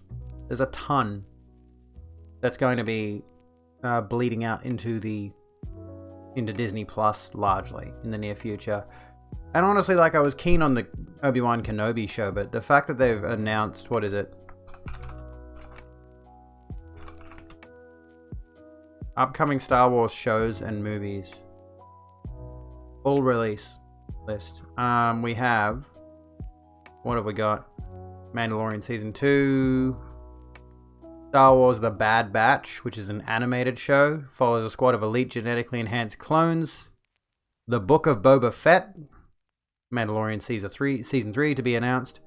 Ahsoka, so they're doing an Ahsoka Tano show featuring Rosario Dawson, who's had some pretty transphobic views and other things in the past. Rangers of the New Republic, Andor, focusing on Cassian Andor from Rogue One. Obi-Wan Kenobi show, The Acolyte, Rogue Squadron, and an untitled Taika Waititi movie, and the Lando series, and Star Wars Visions, and a droid story, and an untitled Rian Johnson trilogy, and an untitled Kevin Feige movie, and an untitled J.D. Dillard movie. Like, I think... it just keeps going. It keeps going. Here we go, fix my back. Oh, like, this is the thing. It's like Star Wars used to have a ton of content before, but it was all like extraneous comic books, video games, novels. It wasn't tons upon tons upon tons of heavily produced multimedia. I kept building the universe, but they already wiped out the existing universe that we had, and now they're building an entirely new one off the bones of that one. Number of reworks of the Han Solo bar scene, and that explains the issue with Star Wars. Oh, true. Fucking hell. Han shot first. Get over it. Disney knows how to make pretty good content. Most of their studios produce genuinely good content. Yeah, they definitely milk it. Same with the MCU, for example. This is kind of the problem of Disney having access to so many different major properties, is that they have the opportunity to milk all of this and make as much money as humanly possible, and thus starve the rest of the market from making any competing content, you know? How to piss off an OG Star Wars fan, Greedo shot first. Wish they just released Star Wars to the theatrical cuts. Yes, absolutely. Yeah, Disney are going to start on Firefly. I think there's been some controversy around... oh, interesting topic, Yara. We'll get into that in a moment. The consequence of capitalism, it is. It absolutely is. Which is funny because one of the regulations under capitalism is ideally no monopolization. But Disney is absolutely monopolizing the media industry right now. The TV and movie industry. Film? Yeah, we'll call it film. Joss Whedon being an abusive asshole. That too. Allegedly from Angel, like the Angel TV series. There were a number of people talking about that. And from Firefly. But just apparently Joss Whedon is not a good bloke. There's a lot going on there. Random thing you have to complain about. Why are all vampires Romanian now? Don't get it. Vampire legends don't come from here, but because of Dracula, it's become a Romanian stereotype. I suppose that's it, really, isn't it? Amber Benson has been talking about Joss being a prick for years. Well, there you go. Everyone shut her down until recently. Fuck's sake, dude. Listen to women. Believe women. I hate that shit. Honestly, loathe and detest it. Why am I still looking at Tom Clancy's The Division 2 as not making any political statements? But yeah, let's talk about the Joss Whedon thing. I promise, Detroit, if you're still there, I do apologize. We will get to your article. I promise. We've gone off on several different tangents.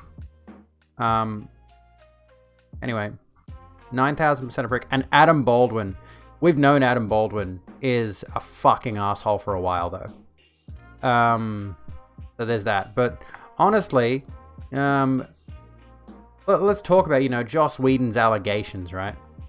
Let's talk about Joss Whedon's allegations. Listen to men, JK. Listen to men, JK. Only listen to men if they transition to women. Yes, I'm trans. It says it in my title. When corpos are put in charge of anything, it gets ruined. Inevitably. Inevitably, yes. Look at... don't listen to JK, yeah. Especially now with Lady Dimitrescu. Trans gents. Listen to trans men. Only trans men. I am amazing. Thank you. What was I going to say? A good example of something getting heavily corporatized. Oh, there was a video game. There was a video game that started off as a small indie project. The small indie project was very successful, and then there was a sequel. But the sequel was under a publisher, and the sequel was not very good because it was under a major publisher. It was a huge overhaul technically, but the game... Was it The Sims? I don't think it was The Sims, because The Sims was always under EA, wasn't it? I mean, really, you could say this about a lot of games probably, but there's a specific one I'm thinking of right now, and I cannot think of which one it is. Similarly, you could look at adaptations, like film adaptations of anything that might have started as a small indie project that got blown up into, a big blockbuster production. What's the genre? Good question. I honestly can't think of which one it is. I honestly do not know what the game is. I just know the story. I know the story beats. Started as an indie game. Maybe it didn't actually release as an independent game. Like it was maybe it was like a crowdfunded project or something. And then it got picked up by a big publisher. I don't know. So long as you corpos don't get a hold of your summer car, you're happy. No, this was a few years ago. That's probably why I'm forgetting it, is that I can't think of the details. Overcooked is too political. Okay, so coming around to the Joss Whedon thing. Buffy star Nicholas Brendan won't comment on Joss Whedon allegations as he undergoes surgery for paralyzed penis.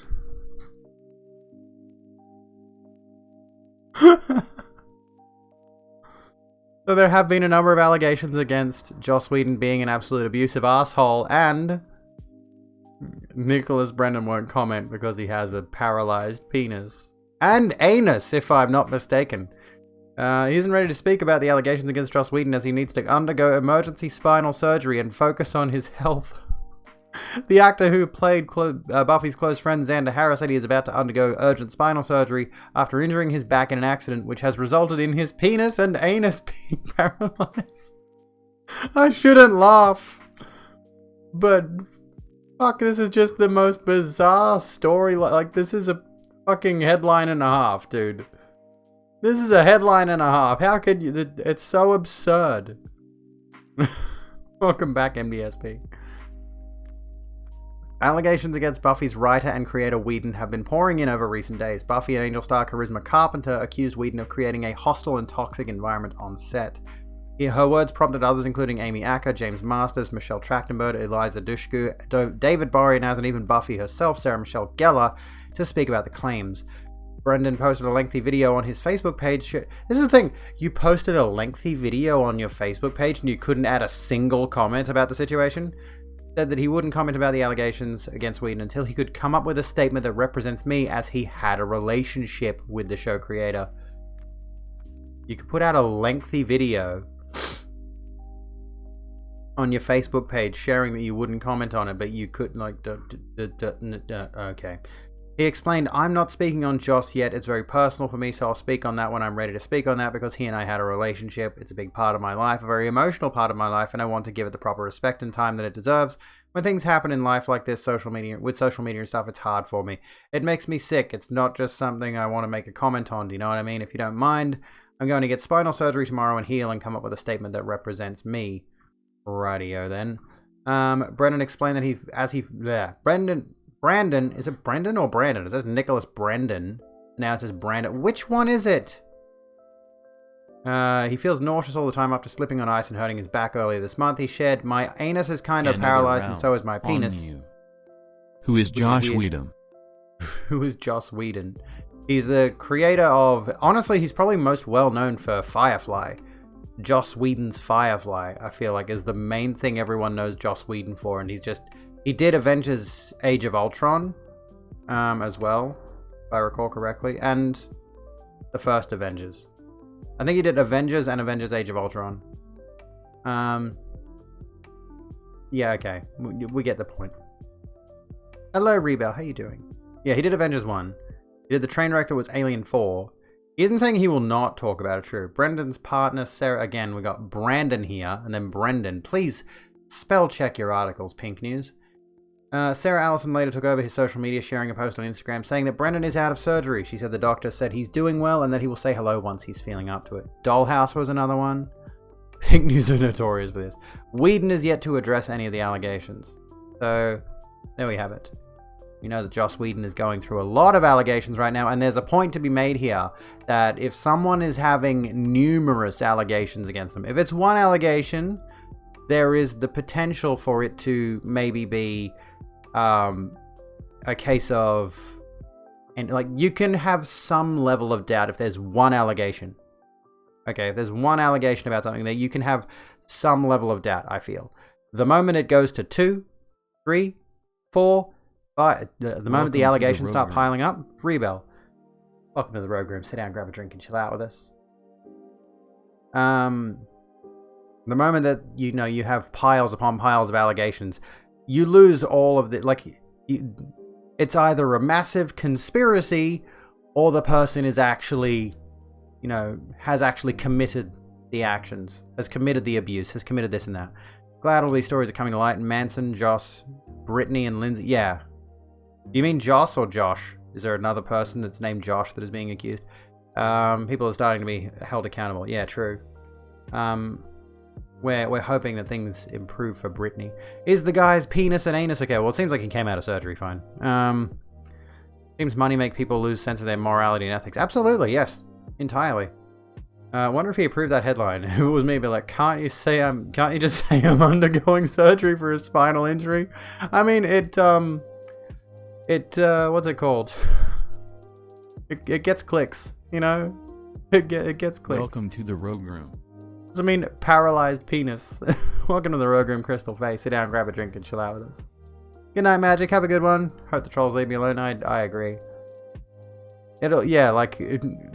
Let's not act like there's a whole lot of ethics in journalism in general, right? If we come back to the gaming thing, if we look at the Cyberpunk 2077 leaks that happened recently, there was the threat that the leakers, the hackers, could sell the information to the media, and then Jason Schreier brought up the point of like, well, there's a very heavy ethical discussion to be had around the idea of like, if you receive leaked data about a video game, are we allowed to report on it? Are they allowed to report on it? Because there are some ethics involved there. Met Joss Whedon on the set of The Revengers. He said Josh Whedon on the set of The Revengers, and he said I have a dog face. Did CD Projekt ever bow to the demands? I don't believe so. I think they actually got sold. I think whatever data it was got sold to someone. Let's see here. Hackers claim to have sold Cyberpunk 2077 and Witcher source code. This was on the 12th. The data stolen from Cyberpunk 2077 developer CD Projekt Red has reportedly been sold. Cyber intelligence firm Keeler shared an image from the forums where the hackers were auctioning off the source code for several of the studio's games, in which the group claims to have accepted an offer for the compromised data. There you go. There actually is a Marvel group called the Revengers, I think. I mean, that was the joke in Thor 3, if I'm not mistaken. Thor Ragnarok. They called themselves the Revengers. What was I say? Let me think here. We look up the Joss Whedon news at the moment.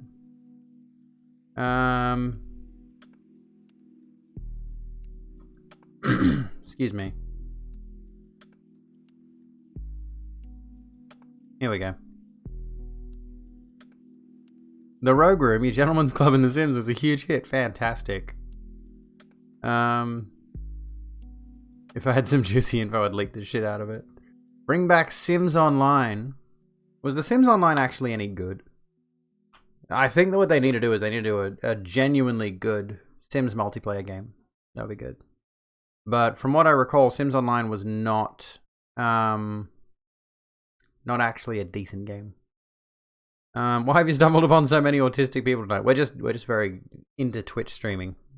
Anyway, film and TV creator Joss Whedon faces abusive behavior claims from Buffy the Vampire Slayer actors.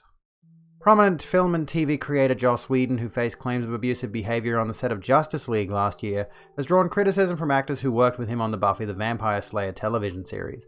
Actor Charisma Carpenter, who played Cordelia Chase in the show and a subsequent spin-off series Angel, said in a social media post that Mr. Whedon had a history of creating toxic and hostile work environments, including the one she experienced on Buffy while she was pregnant, to make matters worse. Sarah Michelle Gellar, who stated, oh my goodness. Yeah, Ro, thank you for gifting us up to Richie. We'll go to the sub lounge now. Sarah Michelle Gellar, who starred as the titular character on the series, which ran from 1997 to 2003, responded to Ms. Carpenter's post with a supportive online message of her own. While I am proud to have my name associated with Buffy Summers, I don't want to be forever associated with the name Joss Whedon, Ms. Gellar wrote. I stand with all survivors of abuse, and am proud of them for speaking out. Anyways. Thank you, Yarrow. You've gifted so many subs tonight. Oh my goodness. These actors are super washed up. Hackers are full of shit. Doubt they got 7 mil for that data. We'll wait and see if we actually get some real news out of it. So far, it's all been rumors.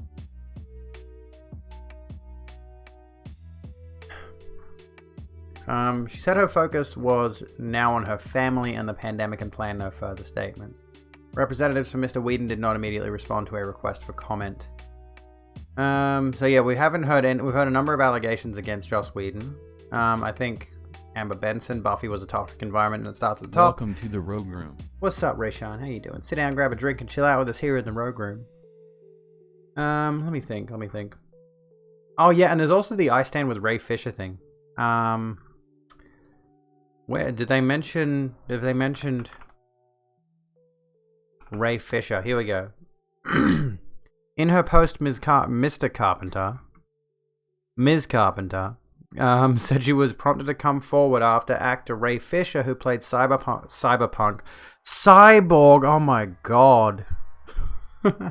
In 2017's Justice League, alleged last July that Mr. Whedon's behavior towards the cast and crew was abusive, unprofessional, and unacceptable. Oh, you can't say that. Mr. Whedon, also known for his writing and directing on the first two Marvel Avengers movies, was brought in during post-production on Justice League. He oversaw extensive reshoots, editing, and visual effects on the film. Mr. Fisher said Whedon's behavior was enabled by producers Jeff Johns and John Berg, who were running DC films for Warner Brothers. Cyberpunk does not equal Cyborg. Yeah, probably I won't accept links from newbies, honestly. I prefer to get to know you a bit first. Is it verbal and emotional abuse towards his cast? Does that matter?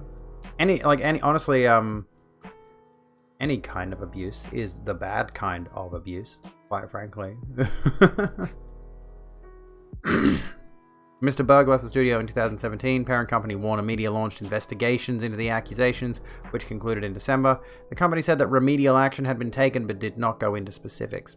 Mr. Fisher has continued tweeting about the matter, turning his focus to DC Films president Walter Hamada, who he accused of undermining the investigation and not taking his claims seriously. Last month, his character Cyborg was removed from appearing in the upcoming Flash film, which Ms. Carpenter said was the last straw for her. In its January statement, Warner Media said Mr. Fisher was offered the chance to return as Cyborg, but given his statement that he will not participate in any film associated with Mr. Hamada, our production is now moving on. There you go. Justice League was so terrible you felt abused watching it. Oh, shit. So, there's been a ton of abuse allegations recently, which is honestly just absolutely terrible. It's hard to separate the art that's created. People putting out these and honestly, this is the major issue with massive corporate productions like this, is they just want to make the thing that the audience will go and see, and quite frankly, they don't give a fuck how bad the people are that are involved with the production as long as it gets made. So they will hire abusive people like Joss Whedon to direct it. And only once it becomes a liability for them, again, we come back to the Gina Carano thing. She had numerous problematic opinions come out before the Jewish thing. Before the comparison of conservatives to the treatment of Jews in the Holocaust. Absolute yikes fucking take, by the way. But, once that got put out there into the open, Disney was like, okay, we need to shut her up now. She's gonna cost us Disney Plus subscribers. And I mean, some people canceled their Disney Plus subscriptions anyway, which is fine, do that. It's kind of ironic that people will say, oh, they're canceling Gina Carano and then cancel their Disney Plus memberships. Do they not see the irony there? Anyway. Hello, Jeff. Money is the driving force behind everything. Who cares about feelings when there's money to be made? Absolutely. Marilyn Manson got cancelled. Yeah, because he was a fucking creep, and there's been extensive evidence of that over the years of his career. I've always felt uncomfortable about the whole everything about Marilyn Manson, honestly. They told her you can't represent Disney while saying things like that, and she just kept going. She did. She absolutely did. Alright, I need some wine. I need some alcohol. 2 more subs, by the way, folks, until I hit my very, very reasonable sub goal of 125. Can we get 2 more subs tonight? Can you get me to 125? And if you're not already in the Discord, jump in the Discord, folks. I'll be back very, very shortly with my alcohol.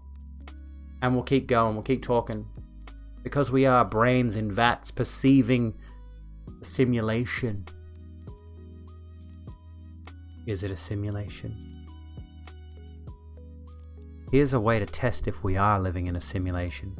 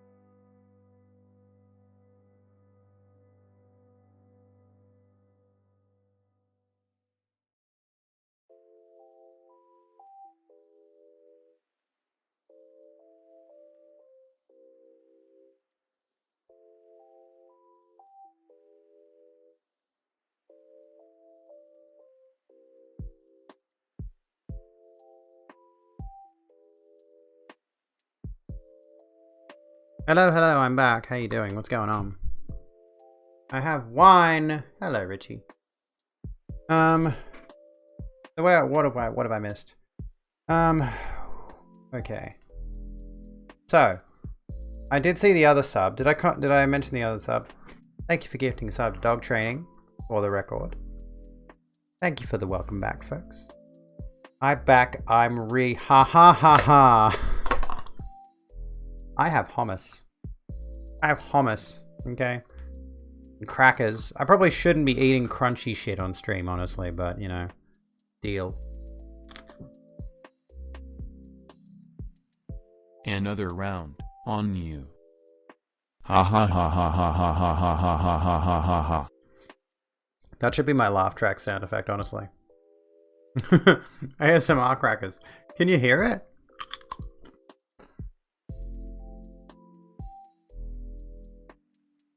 It's not picking up on my mic, on my... You only hear the initial crunch.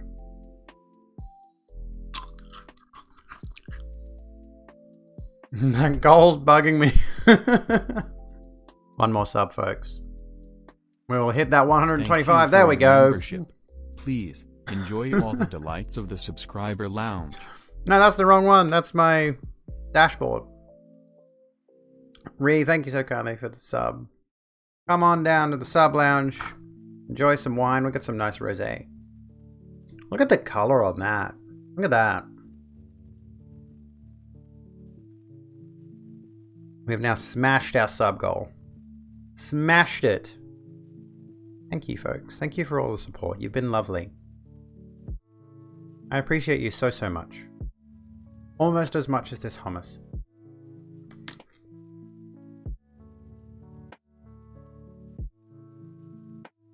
Good evening, Vagabond. How you doing? Who did I see was free from... Who was... Yara recently hit 5 years of sobriety from weed. Congratulations. Congrats on that. Awesome job. Looks like nuclear Fanta. No, we're not going to give you drugs. I mean, rosé counts as drugs, doesn't it? Sub goal absolutely obliterated. It's going to take some time for it to update. At any rate, we'll have a new sub goal before long. Thank you so much. Alright, so we sort of talked about the Joss Whedon thing. Is there anything... What else is going on? Another round on you. Soy, soy, soy, soy, Oh, soy, soy. soy, soy, soy, soy. It's not supposed to sound like soy, it's supposed to sound like swa. It's meant to go swa, swa, swa, swa, swa, swa. You should crack open a bottle, Richie. What time is it where you are? Never too late or too early for rosé.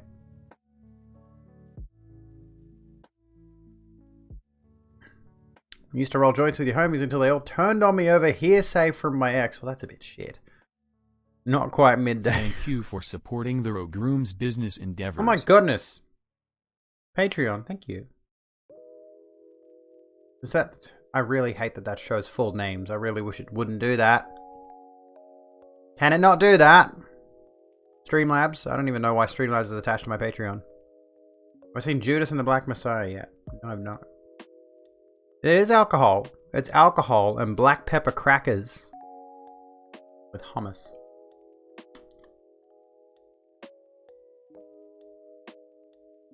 I swear I changed it. I swear I changed it. Excuse me. So my Patreon wasn't linked to my Streamlabs. I don't know why it still is. Yes, a Rafflecopter joke. Another round on you. If I Thank you for supporting Oh, whoops, I interrupted that. Rogroom's That's not an business actual endeavors. pledge. That's not an actual pledge. Sorry, I interrupted that. I'm sorry. Can I replay that latest alert?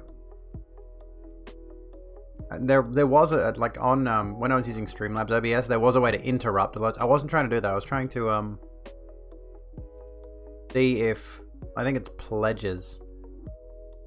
Yeah.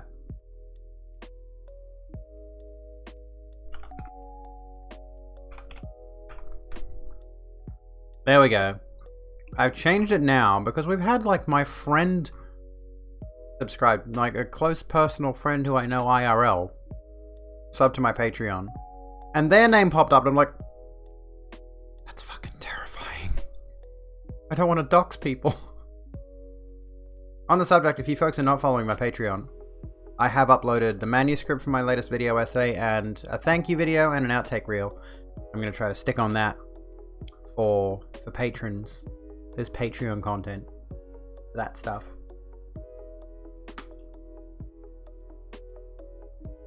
Dark Slabs, legit.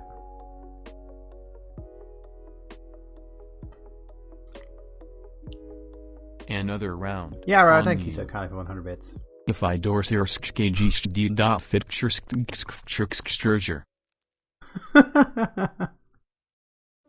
Okie doke. So what's the situation with the, over in, should we talk about a bit of climate change? We talk a bit of climate change right now. The blizzard in fucking Texas. Texas is not laid out for extreme cold weather. McSpartwick does need an exorcism, true. Up for climate change talk? I mean, this is like a heavy indication of, you know, exactly the problem, isn't it? Thank you for the hydration box.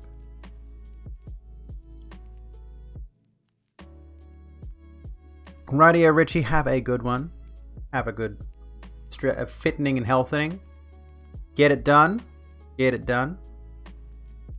Back on desktop. Let's fuck up climate change. Look at how much hummus is on that bitch. Look at that. Oh, it's chunky.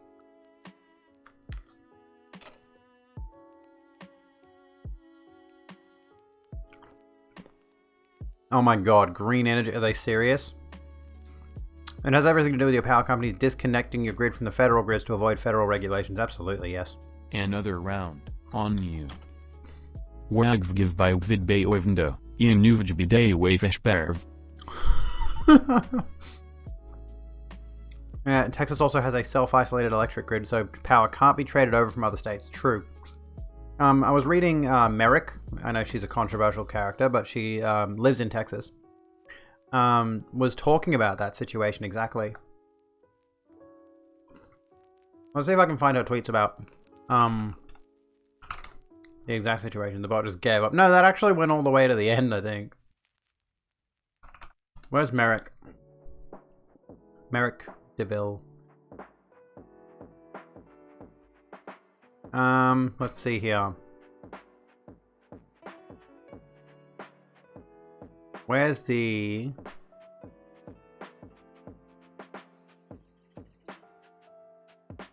Let me see if I can find it. What she's posted as of 12 hours ago.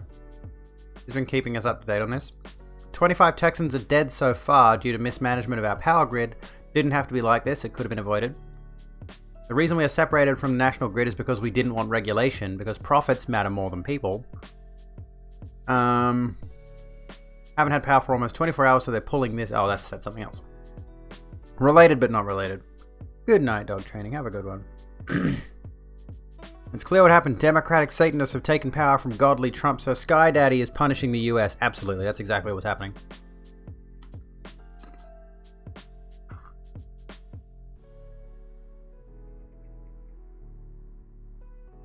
Demacia, you're absolutely right. There's been pictures. You know, one of my favorite things that I've seen regarding the climate change discussion is this girl standing in the snow with a gun over her shoulder, because you got to get the gun in the shot.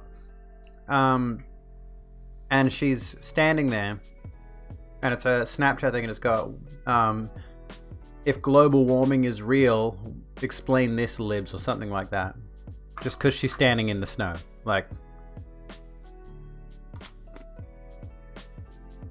Siri having a stroke. Hang on. Any disastrous because degeneracy, duh. You're hungry now, you're welcome. I shouldn't be eating this. I've got a massive... I really shouldn't have done this today. I went into Hungry Jack's and I got a huge fucking meal. And it was easily 2,000 calories on its own. And it was like, ugh. You know, close to 1,800 calories. massive amount of food that I didn't need to eat, but I still haven't recovered from my hospital trip yesterday, so I've been treating myself a little bit. I bought some more makeup too. With what little money I've got left.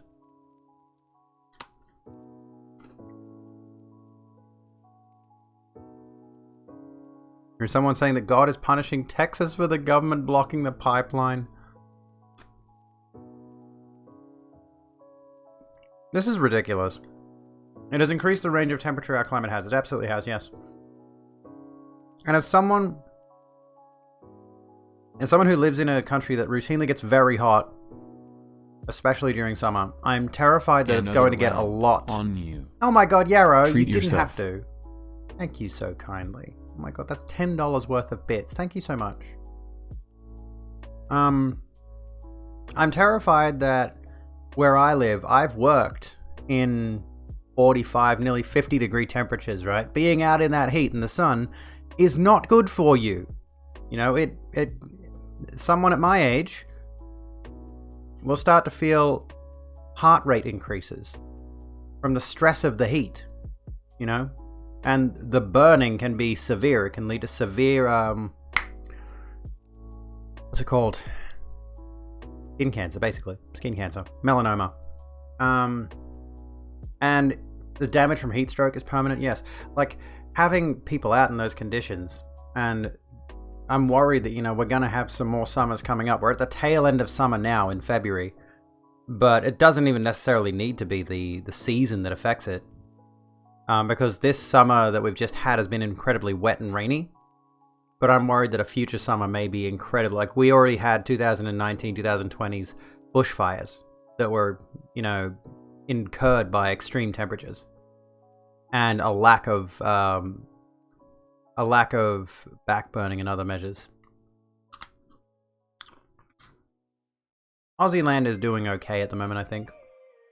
We'll have to have a look, but at the very least, I think the fact that we're not hearing... We haven't really heard about too much about the bushfires this year. So, arguably a potentially good sign, I would say.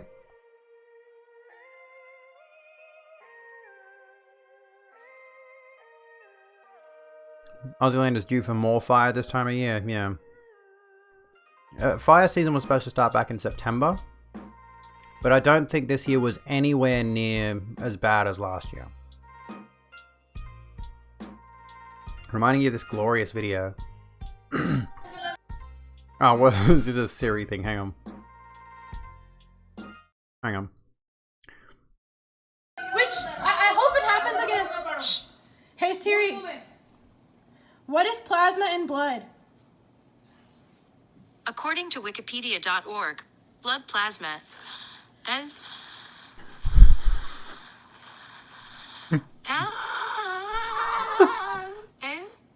the liquid component of whole blood and makes up approximately 55% the total blood volume. What the fuck? Also, what continent? That's a very. There's only 5 poll options, Yarrow. But here we go. How are we gonna do this? Hang on. Orgasming Siri. Give me a second. I gotta remind myself what the continents are. Australia is one. We'll have to compound America, I think. We got... Oh, okay.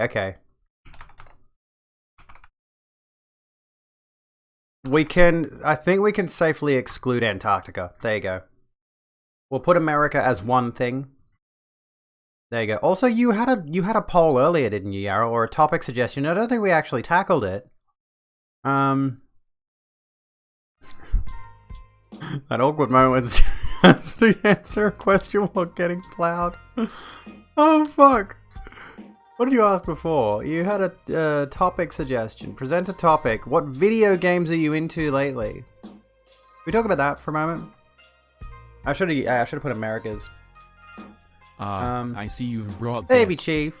Welcome, Hello. friends. How's it going, Raiders? How was your stream? What were you getting up to tonight? Welcome to the Rogue Room. Tom Badills, Toils, welcome to the Rogue Room. Sit down, grab a drink, and chill out with us. Raiders. How the heck are you? I don't have a response to raids. I'm really bad with this. Europe and Asia are the same continent. Wait, are they really? No, they're not.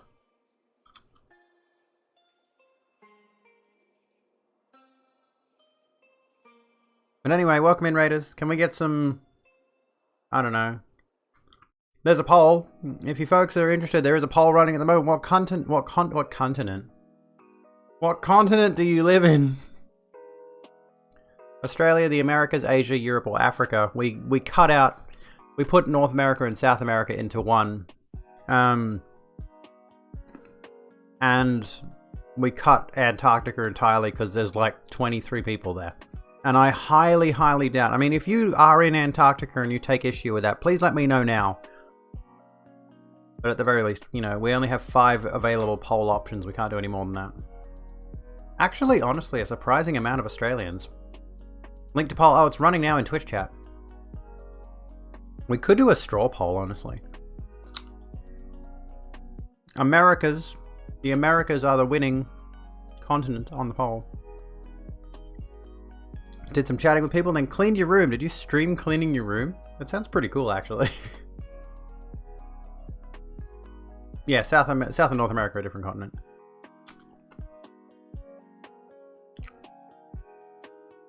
I mean, really, every continent is connected to every continent when you think about it. These are arbitrary lines that we as humans drew on the rock that we live on. You're Australian, you followed because Australian trans people are rare for some reason. Well, may I recommend Jordan Raskopoulos to you, a fellow Australian trans woman. I'm sure there's some more Australian trans folks that I'm following. Did stream attempting to clear your room? How'd it go? Dictated by the tectonic plates. Well, there you go. There you go. Which is what Dell said. 7 major plates: African, Antarctic, Eurasian, Indo-Australian, North American, Pacific, and South American. There's still no land path from Australia to the other stuff. There would be if you had like these, like an awesome underwater suit. Welcome to the Rogue Room, back at Smush. Sit down, grab a drink, chill out with us.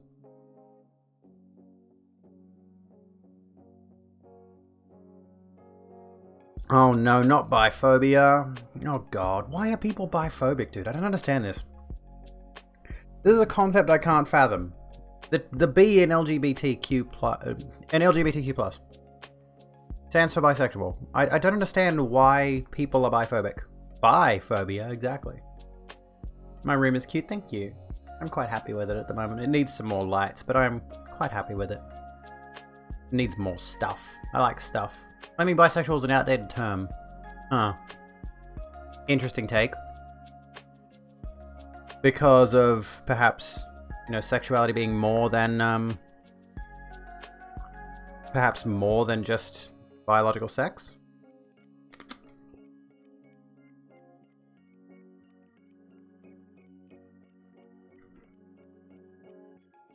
That is a mask. Semantics. I don't get it, you know. Just because you're bisexual, you can still, I don't know. I'm not bisexual, so I can't speak to this with authority.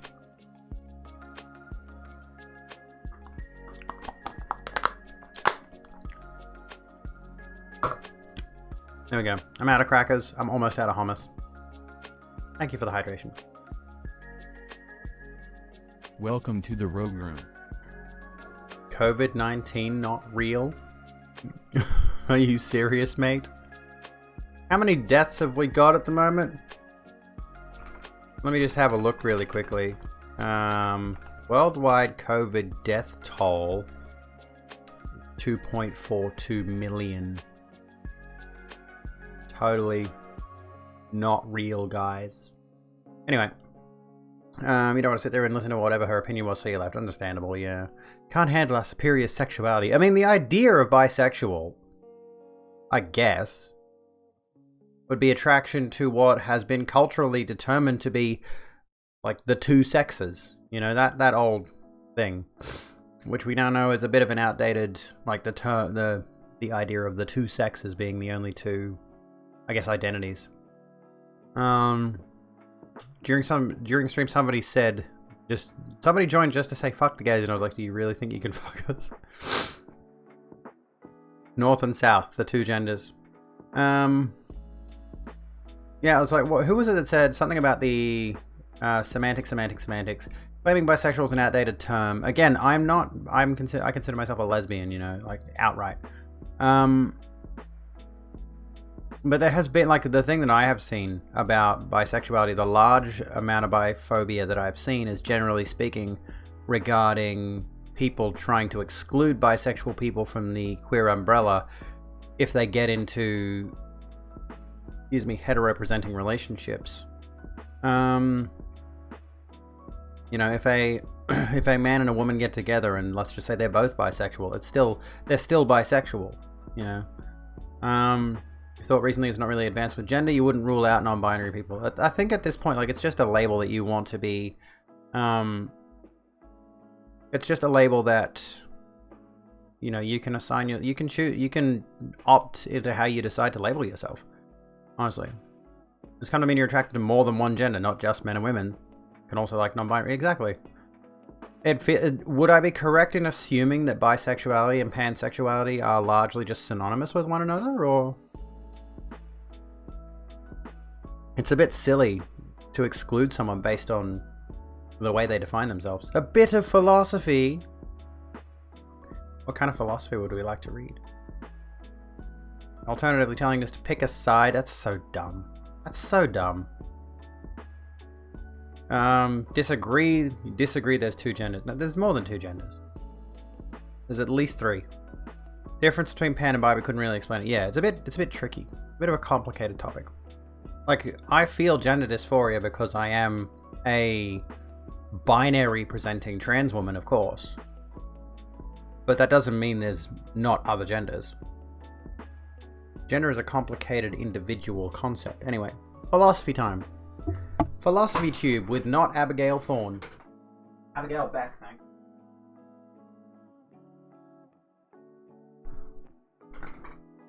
There's a huge discourse over whether or not they're different, but really it's different. I'd have to look into that. Honestly, I'm not familiar enough with the topic to speak on it with any authority. So I think I'll just generally avoid that because I don't want to upset anyone. I don't want to say something that's... Like I said, I already feel like saying, you know, bisexual and pan feels synonymous. Feels like the bad take. I don't want to upset anyone with that. Let's see, actually. While we're on the subject, let's look at the philosophy thing here. And see if there's anything in here about gender and sexuality. There may be.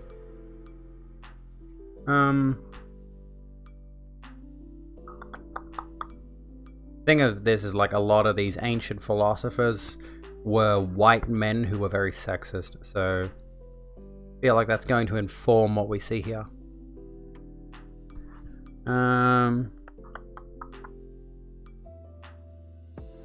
Martin Heidegger. We did the banality of evil recently. Here we go. Man is defined as a human being and woman as a female. Simone de Beauvoir. Not specifically related, but it is tangentially related. Hello, Pratham. How you doing? They overlap a lot, but there's a lot of differences. As you said earlier, people try to call it the same thing, but the difference really matters to some of us. Yeah, that's what I mean. It's like it feels like there is a difference, and I think to some people it's I don't know. It's an individual distinction. The person defines the label. Exactly. Okay, so branch ethics, approach feminism. Before, Aristotle says the female is female by virtue of a certain lack of qualities. Thanks, Aristotle, for that, you wanker. Mary Wollstonecraft publishes A Vindication of the Rights of Woman, illustrating the equality of the sexes. Martin Heidegger sets out a philosophy of existence prefiguring existentialism. Jean-Paul Sartre says existence precedes essence. Luce Irigaray explores the philosophical implications of sexual difference. Julia Kristeva breaks down the notions of male and female as characterized by de Beauvoir. Aristotle is bae, but he said the female is a female by virtue of a lack of certain qualities. That's misogynistic as hell, Aristotle. What the fuck, dude? Anyway. Transitioning to female is just the removal of a man, I guess. French philosopher Simone de Beauvoir writes in her book The Second Sex that throughout history, the standard measure of what we take to be human, both in philosophy and society at large, has been a peculiarly male view. Some philosophers, such as Aristotle, which have been explicit in equating full humanity with maleness, others have said...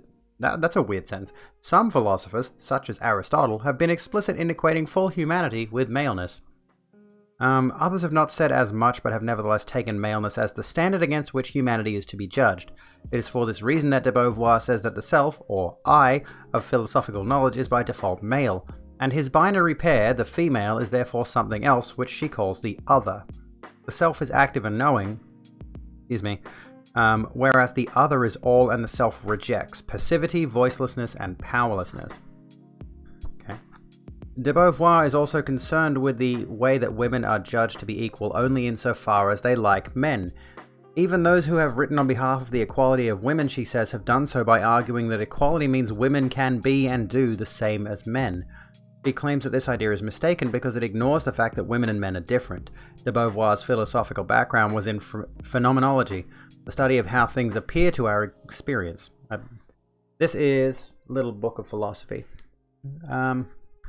This view maintains that each of us constructs the world from within the frame of our own consciousness. We constitute things and meanings from the stream of our experiences. Consequently, de Beauvoir maintains that the relationship we have to our own bodies, to others, and to the world, as well as to philosophy itself, is strongly influenced by whether we are male or female. I haven't actually watched Thought Slime. I've been meaning to. I think I subscribed to him. Something to know about ancient Athenians, they don't like women. Oh yeah, they do not. Little Book of Calm will always be a favorite. I'll have to look into that one. Existential feminism. Simone de Beauvoir was also an existentialist, believing that we are born without purpose and must carve out an authentic existence for ourselves, choosing what to become. I started reading philosophy and I became a chick. Explain that. Explain that, conservatives. In applying this idea to the notion of woman, she asks us to separate the biological entity, the bodily form which females are born into, from femininity, which is a social construct. Since any construct is open to change and interpretation, this means that there are many ways of being a woman. There is room for existential choice. Excuse me. My throat has been really dry lately. In the introduction to The Second Sex, de Beauvoir notes that society's awareness of this fluidity. We are exhorted to be women, remain women, become women. It would appear then that every female human being is not necessarily a woman. She later states the position explicitly, one is not born, but becomes a woman. I need to read this chick's writing. I've got a video that I want to do on this very subject, and I would really like to read more about this. More feminist theory, please. De Beauvoir says that women must free themselves both from the idea that they must be like men and from the passivity that society has induced in them. Living a truly authentic existence carries more risk than accepting a role handed down by society, but it is the only path to equality and freedom. There we go. What do you think? There we go. Aristotle just really went men and women are different. Not just because he said so. Not just because he said so. He said men and women are different because women lack certain things. That was blatant misogyny. Jesus Christ, Aristotle. Be better, Aristotle. In hell or wherever you are. A relationship with Jean-Paul is really fascinating too. Yeah, you poo-poo head. Bisexuals being attracted to a binary, pansexuals outside the binary. Like, that's always been my perception, Rena. And the bisexual binary could, in someone's case who commented earlier, be women and non-binary people. Bi means two, pan means all. Yeah. Like, that's the way I see it. Can we get some yikes in chat for Aristotle? Jesus. I started reading philosophy and I became a chick. Explain that. Explain that, conservatives. Thank you for the clip, by the way. Can I just mention, if I do a funny, if I do the ha-has, if I say something clever, please clip it. I really absolutely love clips. They're so good. And share them around on social media. Hello, Rainbow Brit. How's it going? There's also this command, which I've just recently added if you want to help me grow the stream a bit. If you enjoy the content here and you think you would like to have more people get involved with the stream. That is me. What the heck? It was 2,400 years ago. Calling out Aristotle 2,000 years after he could do anything about his shit takes. Actually, do you guys remember when they were canceling Genghis Khan? Sorry, let me rephrase that. Do you folks remember when they were canceling Chinggis Khan? It's pronounced Chinggis or Genghis. 2021. What the hell, dude? Like, there were people literally on Twitter dragging Genghis Khan. It's like, dude has been dead for how many years? Why are we dragging him? What the hell? What the hell? We know he was bad. Let me look it up. Genghis Khan cancelled by Twitter users more than 800 years after his death. This was when was this? August 15th. It was late last year. Or mid last year. The political views of Genghis Khan didn't mesh with the 21st century. Nearly 800 years after his death, the brutal Mongolian ruler was cancelled on Twitter.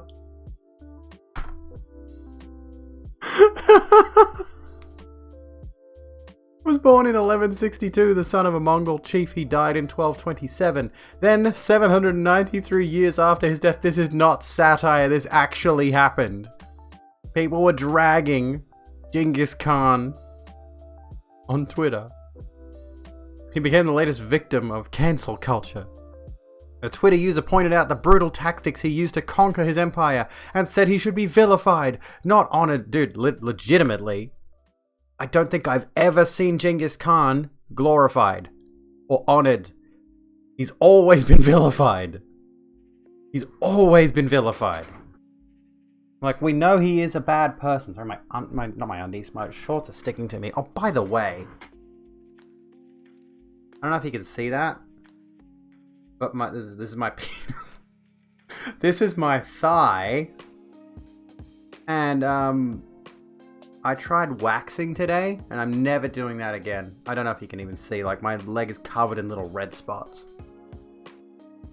He hella populated after he depopulated. TOS, did you folks see my tweet? Did you folks see my tweet? I'm quite proud of this one because it got quite a few likes.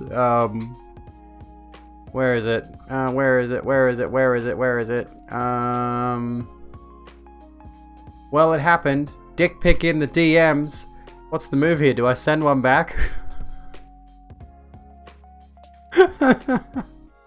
I can't believe that's got 117 likes. I'm like, oh, not that funny. Calm down. At any rate.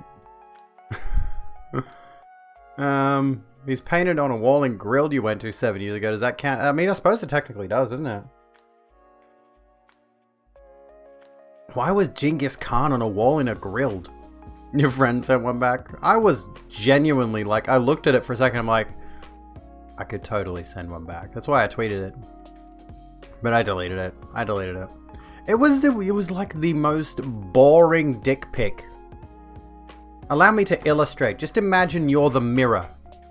Imagine you're a mirror, right? Okay? Dude's shirtless. Alright? He's got his phone. Okay? Dude's just like shirtless. Got his phone like this. Oh, you can't see now. Can't see the important bit. He's just like, just imagine I'm topless and I've got a bit of a beer gut. Entirely an unimpressive human being, honestly. And he's just like this. I don't think he's holding it, honestly. And it's just, that's the photo that I received. In his like full length wardrobe mirror thing. This is the image I receive.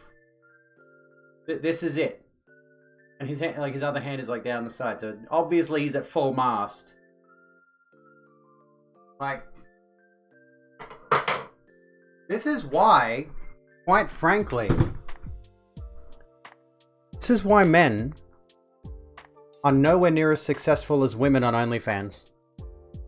Because women put in effort to look fucking hot when they take nudes.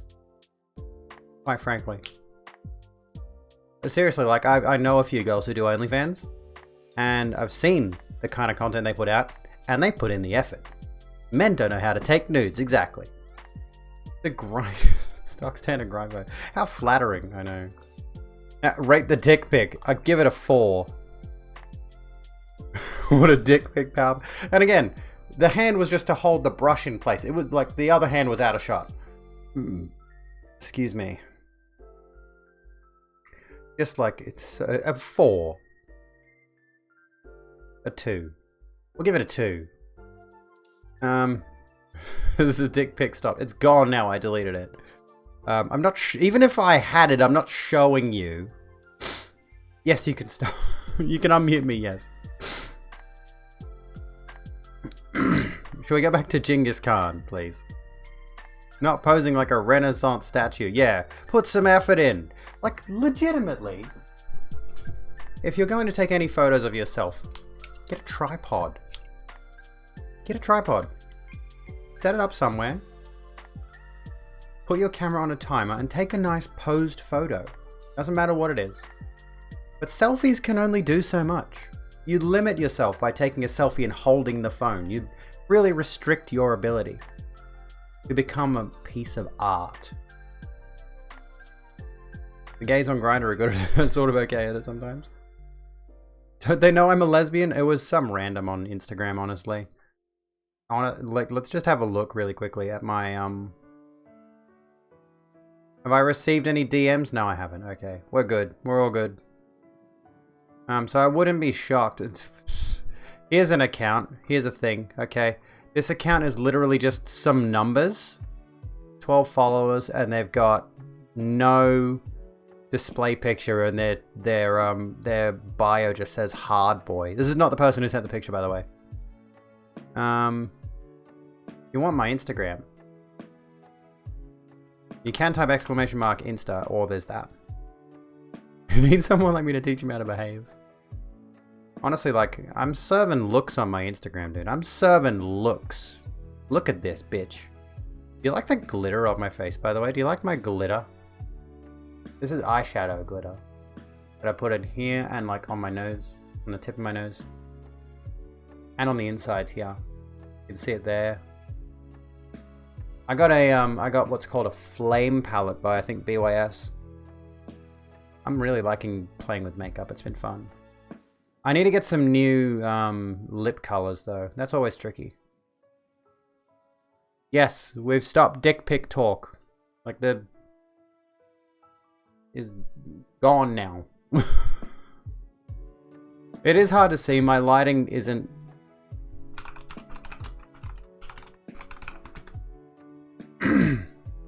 Gender crisis isn't being helped by the fact that men are trash.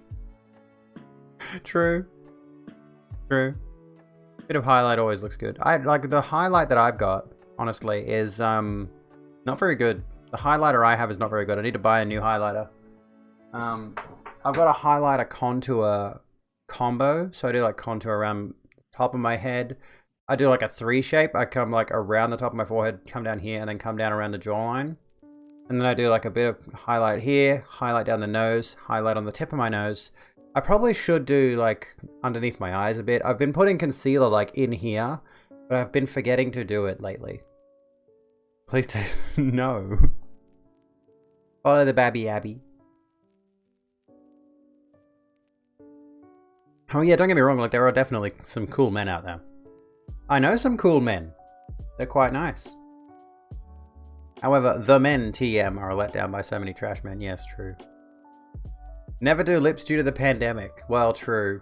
I did that once. I went to the city recently.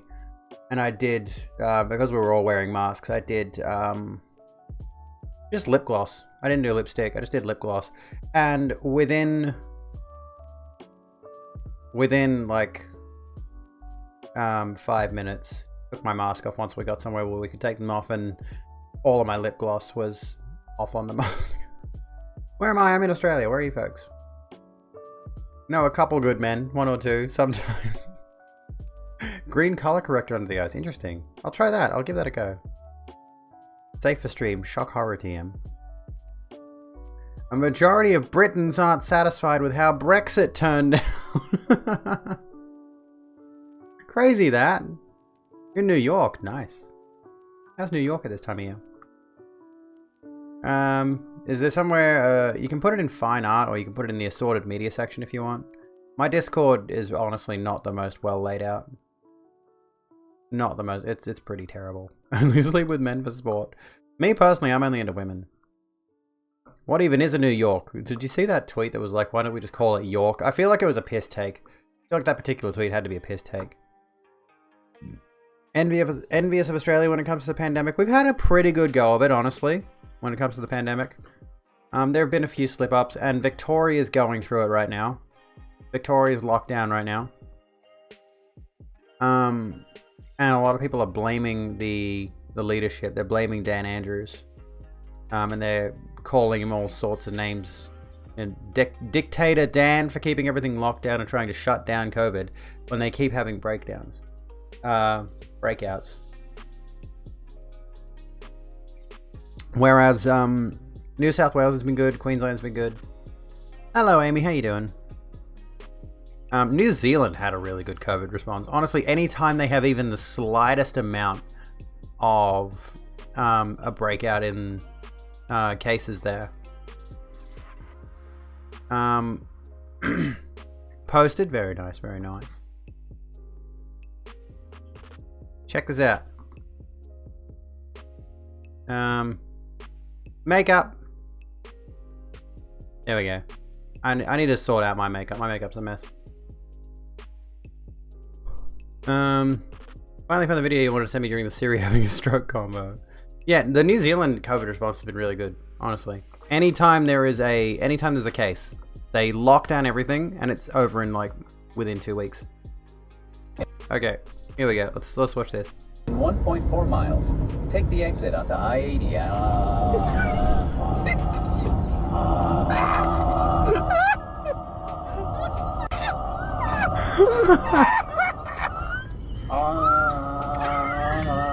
Onto I-80.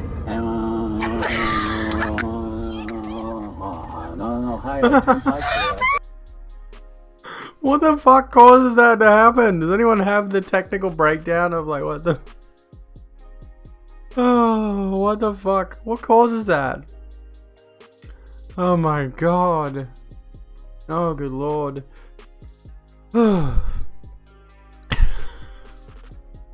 When Siri has a fit. Why is the GPS... Why is the GPS deep throating? Oh, fuck. Oh, hey. Fun fact. We hit 3,100 followers. Check that out. We hit 3,100 followers tonight. How's that for ya? How's that, folks? That's fun. The blood one is freaky. Trans liberation now. Thank you, Botwick. Thank you, Mix Botwick. Once I can figure out how to do it, I'm going to add the pronouns extension to Botwick so they've got they, them. My bot is non-binary, for the record. My bot's at NB. So respect. Welcome to the Rogue Room. Katsui, welcome to the Rogue Room. Sit down, grab a drink, and chill out with us. Siri is blazed. Siri gets on it. And Jessica Keeble, sit down, grab a drink, and chill out with us. Room. Oh. Nbot. That's a good one. Maybe I should change their name. I have to consider my own bot's pronouns now. That's unusual. That's really unusual, considering it's a piece of software. It's just literally Streamlabs chatbot. And I now have to consider its pronouns. Which is a good thing, I suppose, in the grand scheme of things. It's very unusual. Really like Mixed Botwick, so do I. Humans pack bond with anything. Pack bond. Oh, like pack bond as in a pack. Yeah, considering pronouns is a strange concept at first. It is. Like I refer to myself as she and her constantly. I'm used to my pronouns now. Have to buy new bras. Official Macy's store. Thank you for the 30 bits. Thank you so kindly. Went through a D to a double E. Oh my goodness. I want a double E. I've got nothing. I can't even fit an A. Or I can, but I can't tell if they're pecs or tits. This is the flaw of being someone who works out. Honestly, here's a thought. Am I vegan? I've tried veganism. A little bit. But I'm not vegan yet. I think at some point I will go vegan. But it's... Honestly, the issue with veganism is the expense and the shifting around everything that I'm used to eating. Please Venmo me some titty. Please Venmo me some titty. I only found out recently someone at your work is NB, so that's going to be interesting. I've never known someone IRL that went by they, them. The best, like, I've been trying to use they, them for everyone, honestly, because it is technically the universal gender-neutral pronoun. Anyone can be they, them, but some people just explicitly prefer they, them. So I try to refer to anyone whose pronouns I don't know specifically as they, them. Someone sends me a letter and I don't know what their pronouns are. Oh, this person, they sent me a letter, you know? Siscal here, didn't have boobs at all, so he gained 30 pounds on antidepressants. Okay, I'm getting on antidepressants then. I have got depression, so I could, you know. Although gaining weight is something I'm trying to avoid, honestly. That's the issue I have, is like, I would like to gain the bosoms, and maybe my estrogen is trying to make them happen, but I stick with such a low calorie count that I'm not gaining any weight. You so used to they, them for plural, or someone you don't know the gender of. True. True. Should be the go-to. 5 years ago you were a double A. Heck. What were we talking about? Why am I scaring you? Scaring you how? I'm not a scary person. I'm a very welcoming person. Get in the way and go south too soon. Well, that sucks. That's true. That sucks. But I mean, it would help with the silhouette, honestly. That's the main thing, is like I look at myself in the mirror and sometimes I'm like, this is where I get the bit of confusion. Like, I look at myself in the mirror, and as someone who's worked out chest for 4 years, and don't get me wrong, I don't have massive pecs or anything, but I look at myself in the mirror nude, because, you know, you have to sometimes. And I'm like, what am I looking at here? What exactly am I looking at here? And it's tricky. It's a very complicated issue. As someone who works out and is transitioning. And I still haven't told my fucking gym that I'm Abigail yet. And I'm really weird about that. I don't know why I haven't told them yet. There have been so many instances of people becoming attached to their Roombas that the company actively repairs the same Roomba and sends it back. Aww. I had like a knockoff Roomba and it was cute and it had big googly eyes on it, but eventually broke. I want my old, like, knockoff Roomba back. It went in the bin, and it got flushed like a goldfish. They are quite quaint, aren't they? I need to, I need to look into getting a new one day. Because they're very useful, honestly. You're tired, you might go to bed. Radio Fox, have a good one. Have a good one. Oh my goodness, my legs are still a bit sticky from the wax. I'm not doing that again. That was a mistake. All it's done is left me with like spotty red legs. You're on estrogen, but you got a fat belly. The rest of you isn't fat. I think you should lose weight. Worried the estrogen will make you fatter. Well, I will just say, I'll just throw this out there right now. If you want to lose weight, the core concept. On you. Robots rule. Robots rule. Thank you, Yarrow, for the 100 bits. You've given me so much tonight. Thank you so much. I will throw this out there right now to anyone who is listening. If you want to lose weight, eat less, move more, that's it. Don't fall for any bullshit diets. Don't fall for any bullshit meal plans. Don't subscribe to any meal services. Eat less, move more, that's it. That's the end of the discussion. Download MyFitnessPal, track everything you eat. Get a food scale. Measure out every bowl of cereal you have, for example.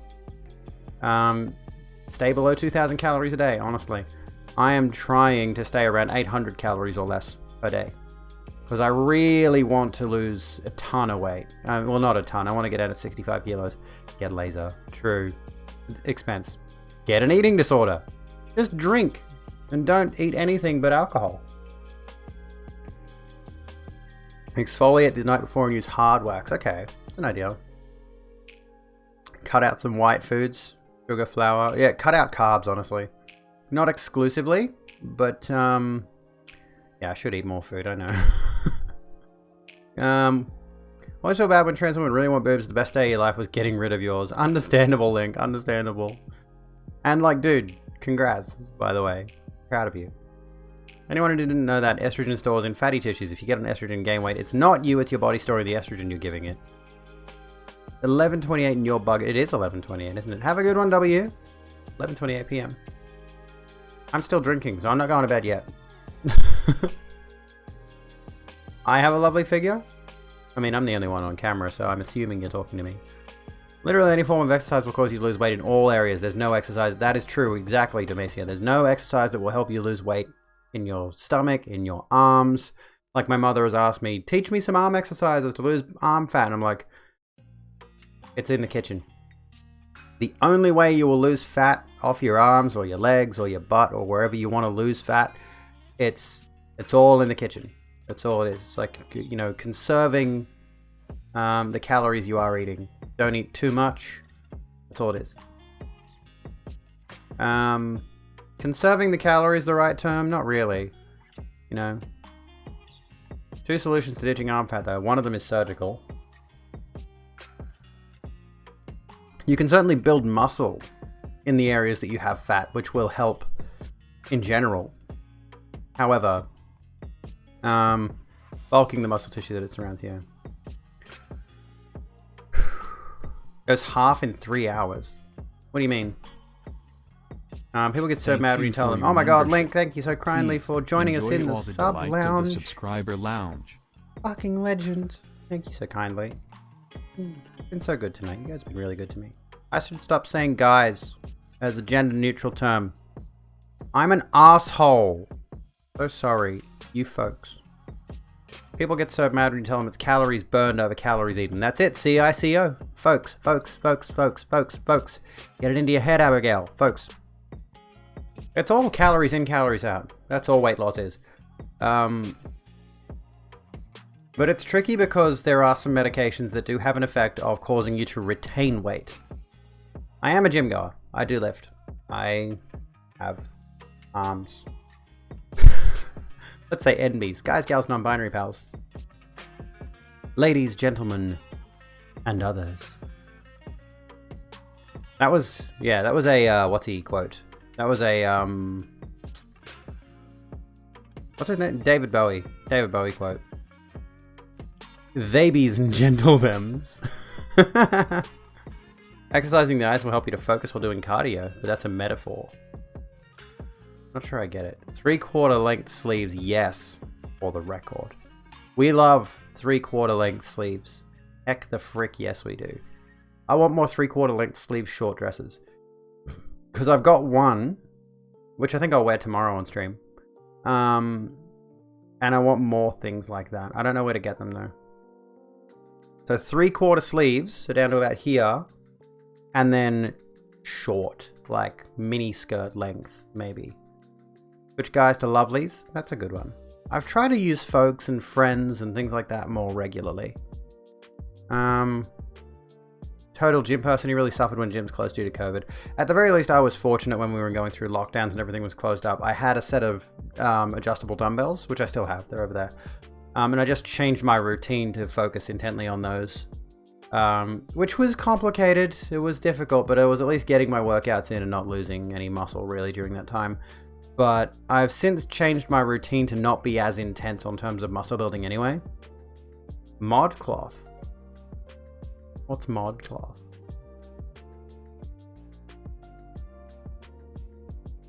We're out of the, well, I'm out of this glass of the rosé.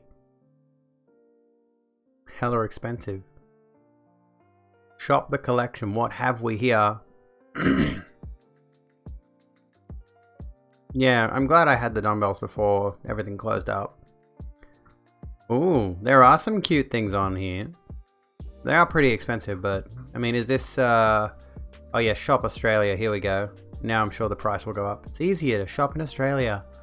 Orders under Australian 100, blah blah blah blah blah. My arms, you like my arms? I mean, honestly, these prices are kind of what I would expect for buying new stuff. I like the long sleeve, short skirt dress look, quite frankly. I want more stuff like that. Kmart occasionally has some good things in that regard. But yeah, I've been lifting for a while, and I have lost a ton of muscle mass, mind you. But so now I look very thin, but you know.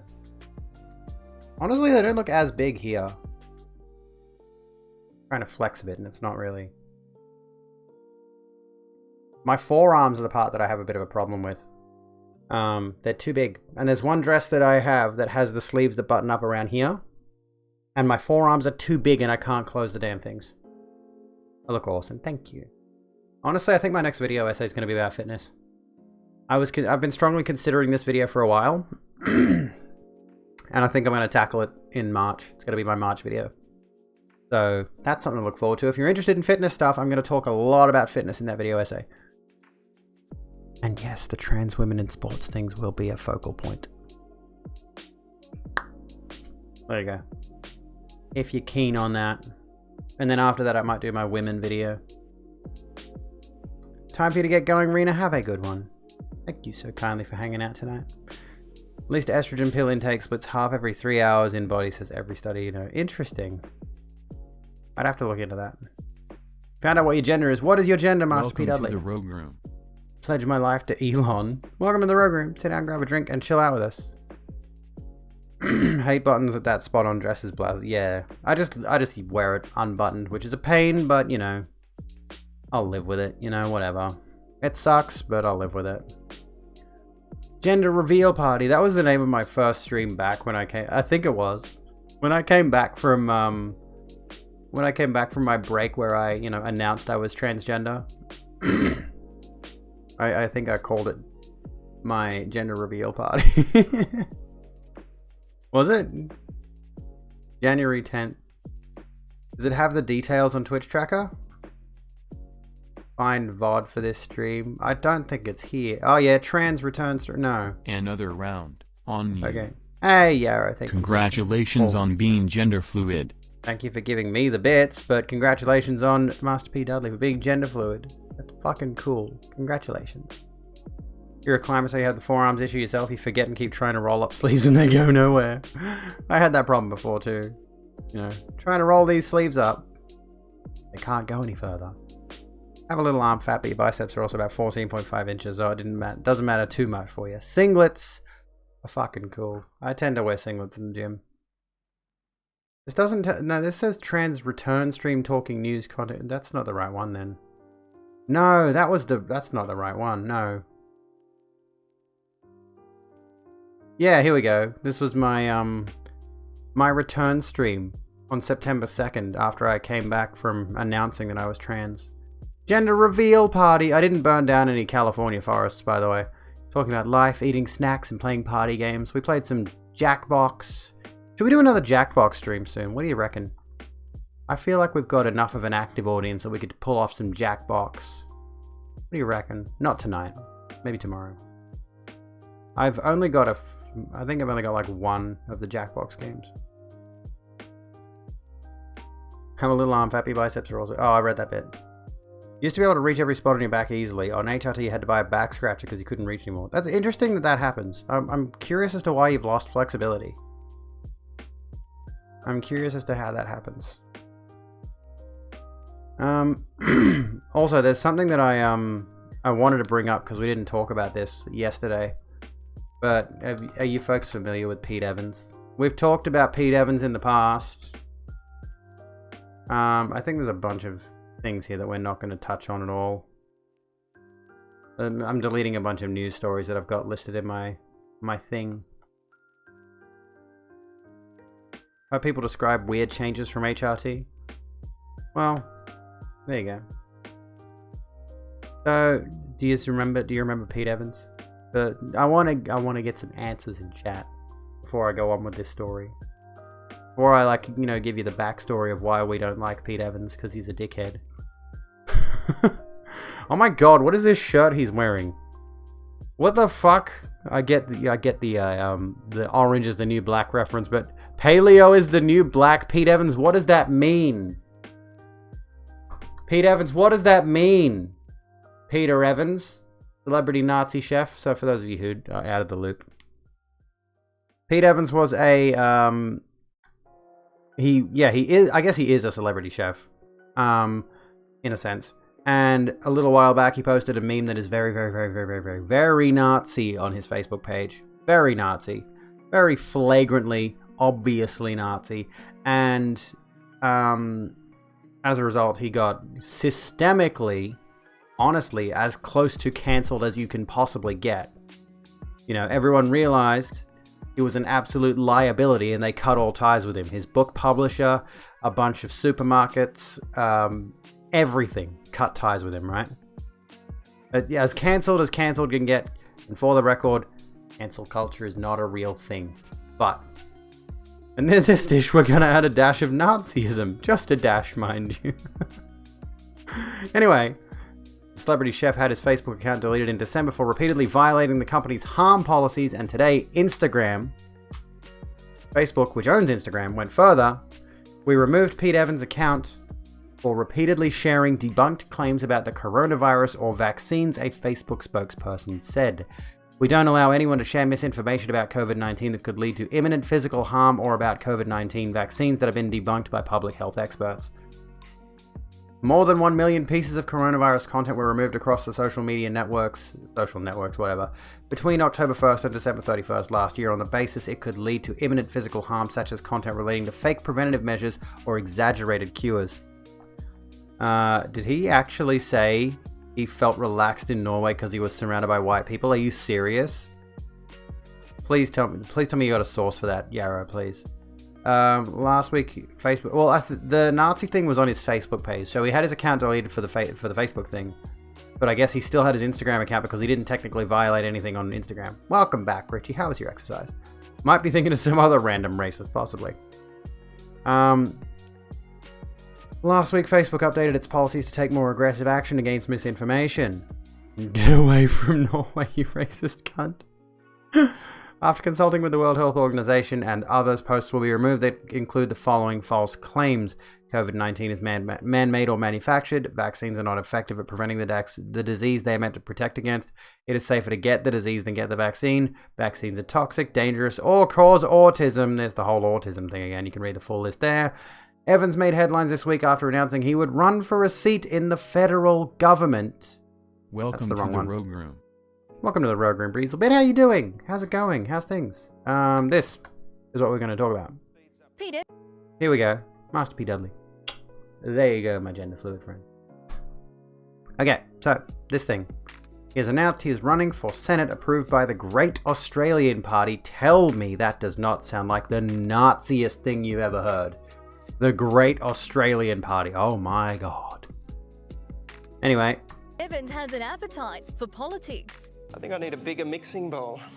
Approved to run for the Senate at the next federal election as a candidate for the Great Australian Party. He's a great ball bouncer and to get the game going, and this party's about playing for the ball and not the man. So we see him a great fit for getting to the bottom of real issues. Party leader. What exactly are the real issues that a celebrity chef is going to get to the bottom of? If you don't mind me asking, man who also looks like a white supremacist. Also, everyone go check out Breezelbit.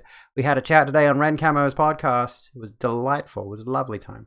Former One Nation Senator Rod Cullerton says the... Of course he's a former One Nation Senator. For those of you who are out of the loop, the One Nation Party is the white nationalist party of Australia. Fun fact. Controversial chef's application passed the selection committee. What in the fuck is this shit? When you endorse him, are you endorsing his views on those topics? I want to say that's the pause between like live communication, but that really, like, the fact that there is that pause there, it sends a certain message. The gears turning in the head, sort of thing. We're endorsing his right to inquiry. Evans has been banned from Facebook. What does that fucking mean? We're endorsing his right to inquiry. What does that...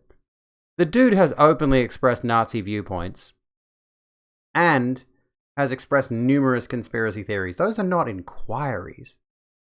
For repeatedly posting misinformation and fined $25,000 by the Therapeutic Goods Administration for selling a light machine he claims could treat COVID-19. Oh my fucking god, dude. Oh my god, it reminds me of this friend I have who sells this. Welcome to the Rogue Room.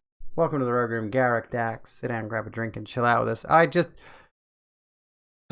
have a friend, or I'm reluctant to actually call them a friend, but they have a tendency to reach out and be like, oh, I've got this great device that'll make your water better water, and it'll be healthier, and it'll literally cure cancer and AIDS or some bullshit. I don't know. They make these outrageous claims that are not at all backed up by any sort of science, and I've done the fucking research. Social media before. Go back a sec. His posts have been pulled down from social media before. For what reason? For spreading misinformation, for containing Nazi symbols. Well, what's he going to say about the Nazi symbols? What's he going to say about the Nazi symbols? Come on, let's see what he's got up his sleeve. I guess they need to show where that is. These are very well publicised. Look, I'm not going to get into that. I don't know for what reasons may or may not happen. All I'm saying is everyone's entitled to a view. The Prime Minister refusing to... Everyone's entitled to a view. Okay, and our view is that Pete Evans, the guy who is sharing Nazi symbols, this becomes the tolerance paradox thing again. We're now tolerating the views of an actual white supremacist going into a political position, which is a very, very bad thing. Hitler is entitled to his opinion. To give Evans any extra publicity. I'm not going to give him any, so I don't propose you do that. Chloe Boris. Okay. We do not stand Scott Morrison. We don't like Scott Morrison. He's a cunt.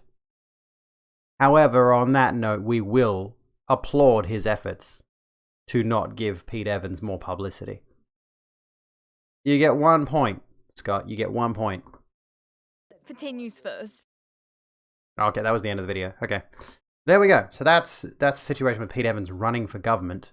And we can come back to this now. We're talking about Pete Evans, Draco. I think he has pants on. Water machines seem to add electrons from the power grid to your water. What the fuck does that even mean? Water filters are great and all, but not that great. No, these people are claiming that whatever their stupid machine does actually has some significant health benefits. Everyone is entitled to hold whatever opinions they hold, but they're also entitled to be locked out of civilized discussion if those opinions would prevent others from being included. Exactly. Bingo. The celebrity chef has a long history of opposing vaccinations as well as fluoridated water, dairy products, and sunscreen. The aspiring politician has no medical training. Shock. Evans was dropped by his book publisher last year for sharing a cartoon which featured a neo-Nazi symbol. He denied he had any knowledge it was a neo-Nazi symbol.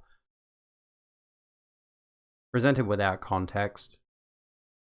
Just look at him. Anyway, the move also led to Coles, Woolworths, Target, and Kmart dropping his products. Evans did apologize, claiming his post was misinterpreted. How do you misinterpret Nazi symbolism? Last year, he was also fined $25,200 by the Therapeutic Goods Administration for claiming a $15,000 light machine could be used against coronavirus. It was the Black Sun, the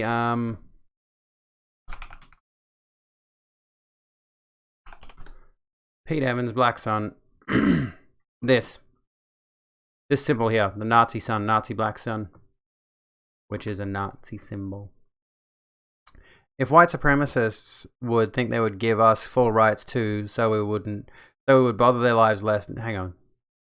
If white supremacists would think they would give us queer folks full rights too, so we would bother their lives less than ever before. Unfamiliar with this.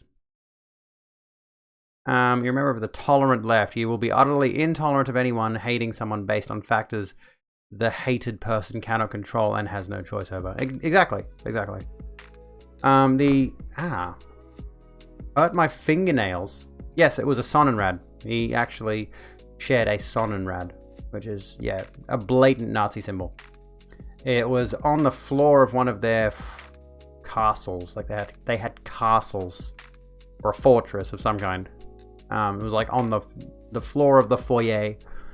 But yeah, blatant symbol. Like the comic was a person wearing a MAGA hat saying it was a caterpillar wearing a MAGA hat. Sorry, saying to a butterfly, "You've changed," and the butterfly wearing the Black Sun symbol on their wing says, "We're supposed to." right? So the implication there is that the caterpillar, who's just a MAGA supporter at first, turns into a full-blown Nazi, and he shared that without realizing the implication. I refuse to believe that. I blatantly refuse to believe that. It's really unusual that he is so and this is the thing that comes back around to what we've talked about before, is this Cult 45, the Trumpism, stretches far beyond America. Pete Evans is an Australian celebrity chef. I don't know if he's been to America. He probably has. But the reality of the situation is he's based in Australia, and he has photos up on, well, he had photos up on his social media of him wearing a MAGA hat. It's like, why are you contributing to I talk about American politics, but why is he so invested in that Make America Great Again?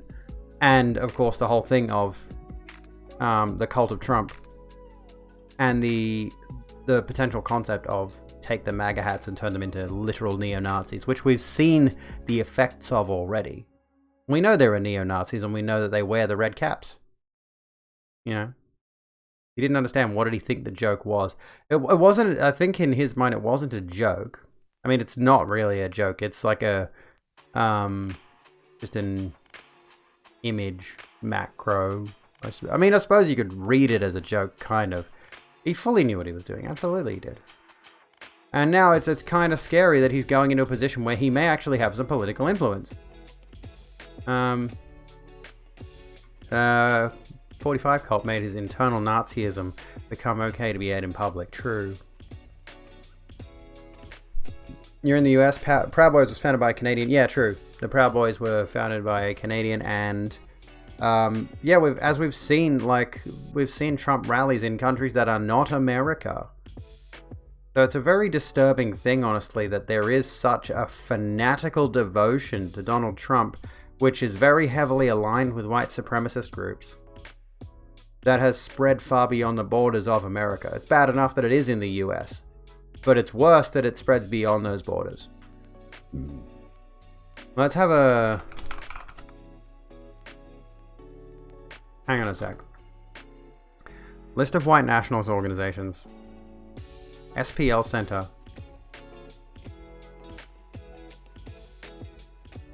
Okay, let's have a look here.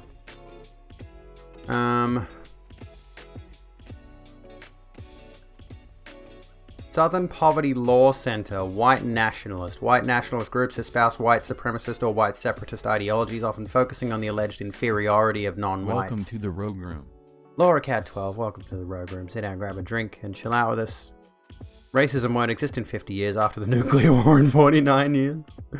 Didn't the Proud Boys try to change? No, it wasn't that. There was a meme on... it was a meme on Twitter where when hashtag Proud Boys was trending, a bunch of people flooded the tag with gay porn. And it was fucking great. Honestly, though, I mean, I have to point out the potential homophobia of that particular action. I mean, I know it's designed to make the Proud Boys uncomfortable, but it's also, this idea that, spreading an image that is going to cause disgust in a certain group, which it's a very tricky road to walk, I suppose, but the message got across, I think. Groups listed in a variety of other categories: the Ku Klux Klan, the Neo-Confederates, the Neo-Nazis, racist skinheads, and Christian identity could also be fairly described as white nationalist. Top takeaways: the number of white nationalist groups dipped in 2020, down 27 groups from 2019. While COVID-19 partially explains the change, most of the decline was due to disbanding of the American Identity Movement, one of the largest and mostly active white nationalist groups in the country in recent years. This is specifically referring to America, for the record. This year, activity plummeted until Patrick Casey finally announced the group's dissolution in November. Much of that energy has shifted towards the so-called Groyper movement, which is not organized into a formal group. I have no idea why you really like Donald Trump. I believe that you're being possessed by government technology to like Donald Trump against your will. Okay. Okie doke. You have some of these guys in your community, the American Identity folks. Howdy, Winter. How you doing? Want to get all these old Norse symbols tattooed on yourself, and when you get approached by a white supremacist, you punch them. I feel like it's more risky. That's more risk than it's worth, quite frankly. It's more effort and more risk than it's worth to have symbols that are generally associated with white nationalists on your body.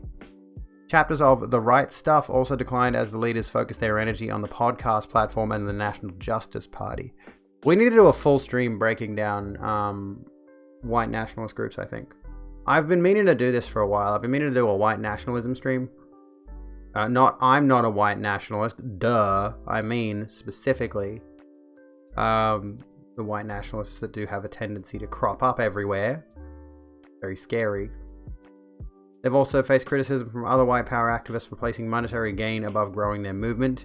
Many white nationalist groups have failed to find footing on mainstream social media sites and have fled to platforms like Telegram and Parler. What a shocker that is.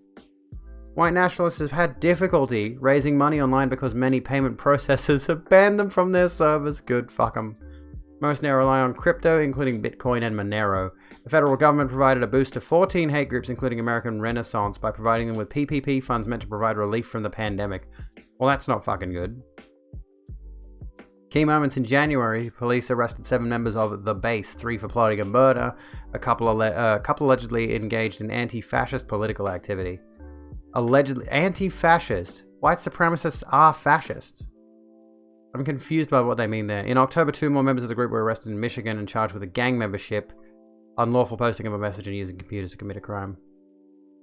There's a couple of shows here on Twitch, disgusting. They're still blathering on and spreading hate. Honestly, I'd like to see them to point out their absolute... Yeah, like white supremacist groups are all fascist.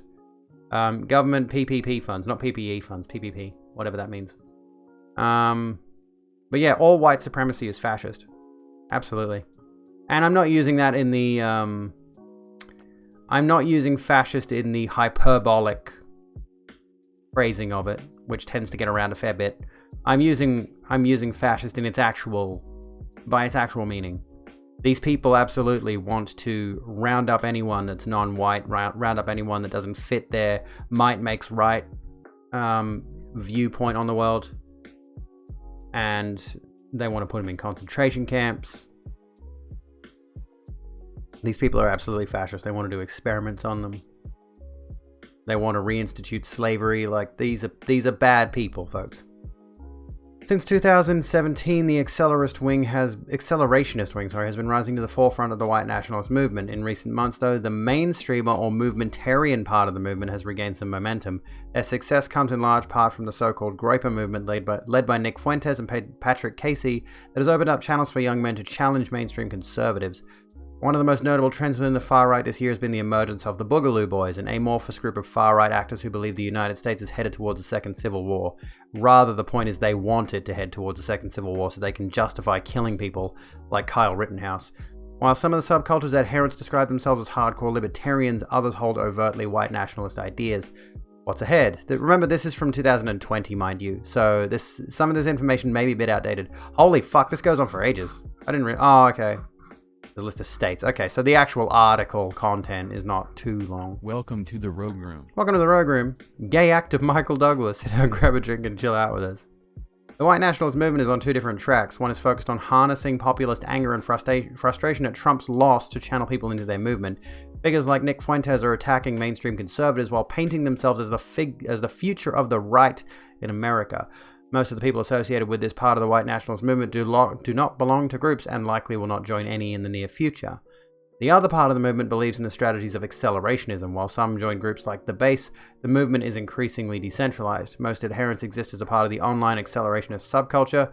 What is it? I need to know what this means. I have a suspicion in my head where they absorb extremist ideas without some of the risks involved in joining a group. Future of the Reich, yeah. Hello, Merlin. My pronouns are she, her. What are yours? This does not mean the movement is any less dangerous. Lone actors motivated by white power ideology remain a persistent threat. Accelerationism, the idea inspiring white supremacist killers. What is it? Techno-capitalist philosophy morphed into a justification for murder. I don't want an article, Vox. Just give me the cliff notes on Wikipedia. The idea that capitalism and technological change should be accelerated. Yeah, that's not a good thing. Accelerationism may also mean that capitalism and its negative processes should be accelerated in order to trigger revolt and the implementation of a new system. Some contemporary accelerationist philosophy takes its lead from the Deleuze-Guattarian sociological theory of deterritorialization. Oh my god, there's so many fucking words in this shit. So many big words. One time Nazis on Reddit got mad at you for not going on and having kids that... Really? Good lord. To continue the white race. Jesus Christ, some people are fucked. There's increasing overlap in the rhetoric of these two tracks. Sorry, not between. Among the whole of the white nationalist movement, there is a growing belief that political solutions are no longer viable. An idea that seems especially convincing in the aftermath of Trump's loss. Intimidation... Hang on. There we go.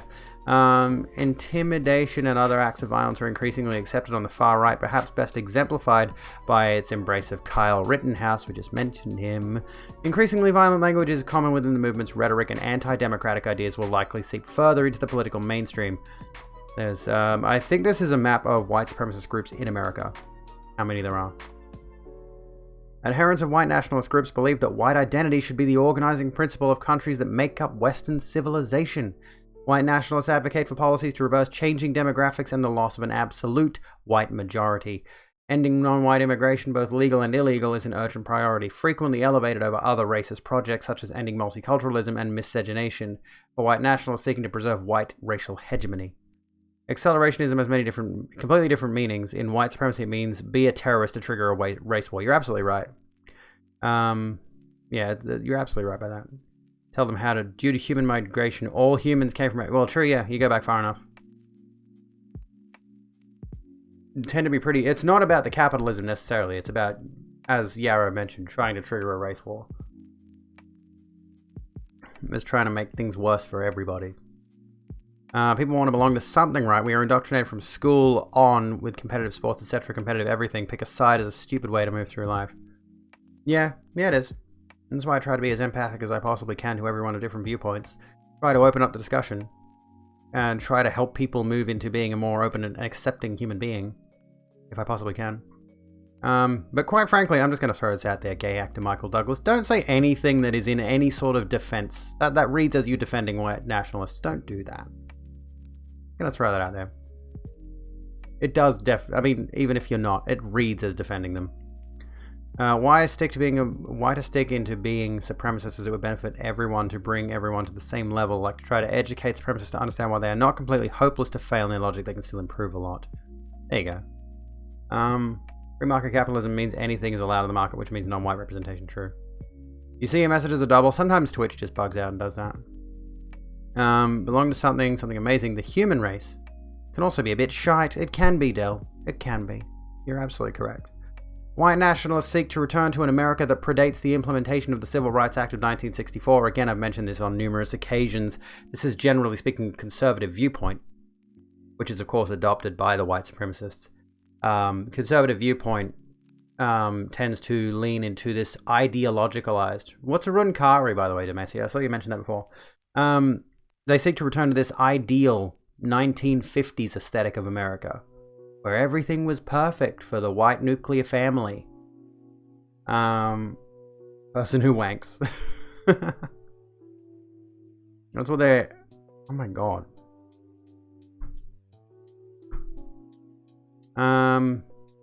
Where was I going with this? I've lost my train of thought. We do not have to like everyone and everyone won't like us. Exactly. We could pee on Nazis.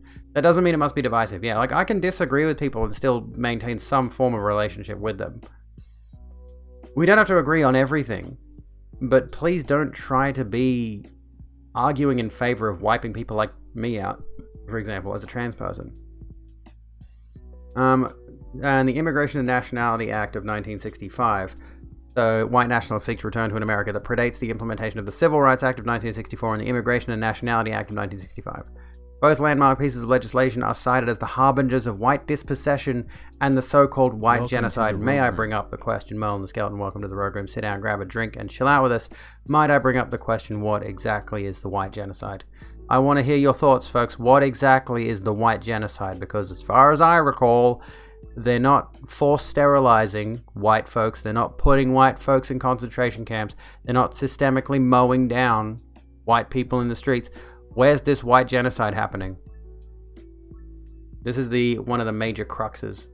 Like, where's the... Like, Pauline Hanson has talked about a white genocide. Where's it happening? Where's the white genocide happening? The idea that whites in the United States are being systemically replaced and destroyed, like they're not. They're just not. It's just not a thing that is happening. Is it not the genocides the whites committed through the last millennia? Whites, what it actually means is white. It's not genocide against the whites. It's the genocides the whites have committed. Talking about outbreeding them to replace their wonderful culture. What culture? Can I throw that out there? There's no such thing as white culture, by the way. There's no such thing as white culture. You know, a lot of white people are aware of their cultural heritage. You know, I'm aware that most of my family's culture is from Scotland and England and Wales, right? And we don't even celebrate that culture all that much.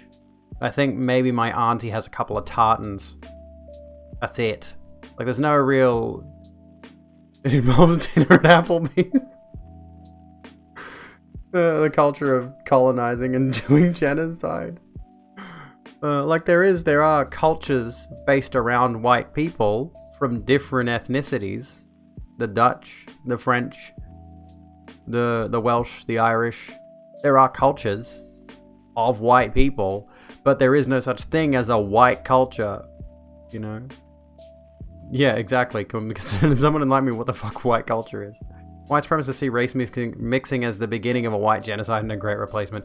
How long, like, how big of an issue do they think this really is if a white girl happens to marry a black dude and have kids? Like, do they think that's happening all the fucking time? Hey, Nerf, how's it going? Got some nice buildings and a bunch of assholes used to live in. Likely still assholes occupying those. Actually born and bred Scottish and don't have any tartans. There you go. I've never tried haggis either. You know, as someone who's descended from the Scots, never tried haggis. As far as I know, the Scottish heritage in my family is very, very minimal too. Very minimal. Like, we overestimated how much Scot is in our bloodline. And I think my auntie or my mother or someone did an actual genealogy check, and our Scottish heritage is very, very small compared to everything else. Properly cooked, not dry haggis is actually delicious. Hypocritical to be anti-racist and yet still... There's no white culture. I'm not denying a culture that doesn't exist. What is white culture? Again, define it for me. There's black culture. Let's point that out. There's black culture specifically, in, like, if we're talking about America, primarily. You know, there's black culture in America because a lot of black people in America have no idea where they came from. They have no idea what their genealogy is. So they have no idea of what parts of Africa they may have, their ancestors may have originated from. And thus the culture that they have fostered together within America is black culture. But what is white culture? In English, you're as English as it's possible to be. In other words, I have about 40 different bloodlines from all over Europe somewhere in there. Well, at least it's multiple different bloodlines instead of like one. Here's the thing, kids. Look at the population of Sicily. What have I missed here? Because your daughter marries a black man. What the? Okay. Hang on a second. Let me just unban you there. I don't know what... I think the bot picked up a word. Let me think. There are certain words that are censored automatically by the bot. Here's the thing, kids. Look at the population of Sicily. Because your daughter marries a black man and creates little black babies even though you're white. It's probably true that many black babies will be produced in the near future because of air conditioning. Because of air conditioning worldwide. But don't use that particular N word, the Spanish word for black. Botwick banned you for that. Oh, yeah. Anyway. Haggis is nice. I've never tried it. I've seen it available in supermarkets though, honestly. Like, they have it in the deli section at the supermarket, and I'm like, dare I try it? And I'm like, maybe not. I don't quite get the air conditioning bit. Am I missing a point here? Is this a joke? I'm missing... Is there a joke that I'm missing? You're born in Finland the year your parents left for Australia, so this country's all you've ever known. Being the child of two very proud Nordic people who are also just compassionate and loving, and the symbolism of your people means a lot. The Nazis appropriating it just makes you so angry. Oh my culture, what about Toyota-thon? White culture is hot dogs and cowboy hats. What do I think about the new POG? I think the fact that they made it a popularity contest was a very, very bad idea. Very bad idea. but we can't expect Twitch to make good decisions. Tracking some interesting stuff. I mean, I like opening the discussion to weird things. What can we talk about tomorrow? We'll leave the white nationalism. Like, I'll close this one now. We'll wrap up really quick. Can't even think of anything that remotely qualifies as white culture. Neither can I. Honestly. Colonialism, that's it. Once the friendly joke, Nazis were only Nazis because they never tried your dick before. Oh fuck, that harkens back to some absolutely misogynistic bullshit though, honestly. It's vegan haggis. That's interesting. Vegan haggis. I tried Hungry Jack's vegan burger yesterday, and it was literally just a patty that was essentially Bubble and Squeak. Do you know what Bubble and Squeak is? Like a patty that's mashed potato and it's got peas and corn and carrots and capsicum mixed into it. It's just a little patty, and that was their vegan burger. I would have thought it would have been one of those, you know, fake beef burgers. I've seen plant-based beef burgers in certain supermarkets, and I've tried those, and they're actually quite nice. Yeah. The Reigns of Sunday lunch. Yeah, that's basically what it is. But you can now buy Bubble and Squeak frozen in the freezer section. So you can actually just... And honestly, I've gotten it a couple of times for the children because I want them to eat more vegetables. They don't eat more vegetables. At least my daughter's trying it. The problem is my son not trying it. Hungry Jack's vegan burger is pretty good. Yeah, it wasn't bad. It wasn't bad. I liked it. I was just expecting a fake beef. That was what I was expecting. History seems to suggest that's all we've ever really celebrated. It's just warmongering. No, here's the thing, Martin. Like, the point we're making is, for example, Malaysian people have a certain culture, and Chinese people have a certain culture, and Japanese people have a certain culture, but they're not the same culture. There are different groups of white people that have cultures. This is the point that was actually made a lot better by an actual black creator whose name escapes me at the moment, but he caught a lot of flack for it because he was one of the Pog champs when they were doing their little Pog champ thing where they were cycling between different creators. He got a lot of flack for being Pog champ in the first place. People were flooding him, and someone took a clip of him making the point that yes, there is black culture, no, there's not white culture. Because white people, generally speaking, know where they came from, know their heritage. Black people in America do not. And thus the black culture they've created is largely something that they've built themselves within America. Because they don't have an idea of their heritage. But I feel like this is something like dipping into an area that I'm not well versed enough in to talk on. Got a brand new shiny helmet, pair of kinky boots, new flak jacket, khakis. Are you like putting British Army and we're here to take your land? I was gonna say, are those lyrics to something? Fuck's sake. What about the demographic change in the US? What's the T? Humans of any color everywhere want to take each other's resources. I mean, yes, true. True. You'll try to perfect it, absolutely. Your tummy hurts. Well, that's not good. I always hate when they bring that up, by the way. Yeah, Draco, you're absolutely right. There's no white culture. There's British, German, French, Spanish, etc. And those are countries that are predominantly white, but whites as a whole don't have a culture. Yes. But that's the thing, Martin. Again, that comes back to what Draco just said. British, German, French, Spanish. Those are the cultures. They're cultures of certain nations, not the culture of white people specifically. Coming back to the point that I made a moment ago. Different types of Asian ethnicities. Malaysian people, Japanese people, Chinese people, Indonesian people. They all have different cultures. They're all different types of people. Hello, Strawberry Phoenix. How you doing? So we are kind of winding down after our talk on white supremacy. Even Norse culture is not 100% white, despite what the white supremacists want to believe. Exactly. That's another fair point, too. The white race doesn't have a culture, just like how Asian... Yeah, like, there's no Asian culture. There's a bunch of different Asian cultures. Hell, there's a bunch of different... Yeah, like... There are a bunch of different African cultures. Republicans going to try to court Latin voters, more than likely. Even Norse folk were actually rather dark by the standards of white supremacists. Really? I'm gonna have to do some more research on this, I think.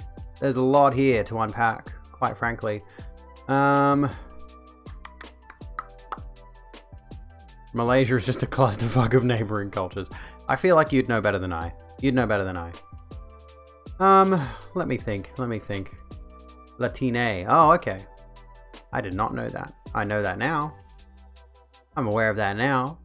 That's good to know. It's pretty late. I should probably go to bed. Honestly. I should probs go to bed. Demanding for the following, Abraham fought on the side of Sodom and Gomorrah. Then later, Lot chose to live in Sodom and Abraham lived in the mountains. Later, Abraham tried to talk to God out of wiping out Sodom. Abraham was freak. Father Abraham was pro-gay. Father Abraham talked God down from 50 to 10.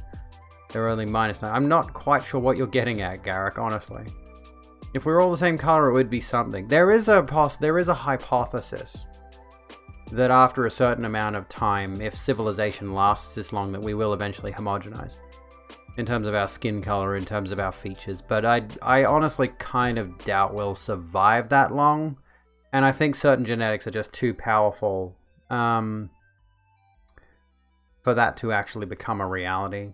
And I think, unfortunately, supremacist attitudes are going to stick around as long as human society sticks around. Ed Snack, good evening. It's about 12:14 a.m. where I am right now. The middle of the bloody night. Should probably be going to sleep soon. Oh, you know what? I mean, Grizzly's live. We could go to Grizzly. We did. Oh, you know what? Ruthie's playing the Outer Worlds. Should we go? We can go. I think we raided Ruthie recently, though. I don't want to raid the same people too often. What's on my recommended? We could raid someone on my recommended, which is all people. Live channels we think you'll like are all people I'm already following. Or people I'm not interested in raiding. I've seen their streams and it's like, it's not the kind of content I would want to watch. You're in Scotland, your days are flipped right now. Men are inherently evil. Agreed, that's why I stopped being one. I ditched the whole men thing. It wasn't for me. I was like, you know, I'm not feeling this gender. I'm gonna change it. Has anyone got any suggestions? Men persons. I mean, people are inherently... Yeah, men as in people are inherently evil. What are we thinking? Trying to think of, like, who would be a good person to harass right now with my good vibes.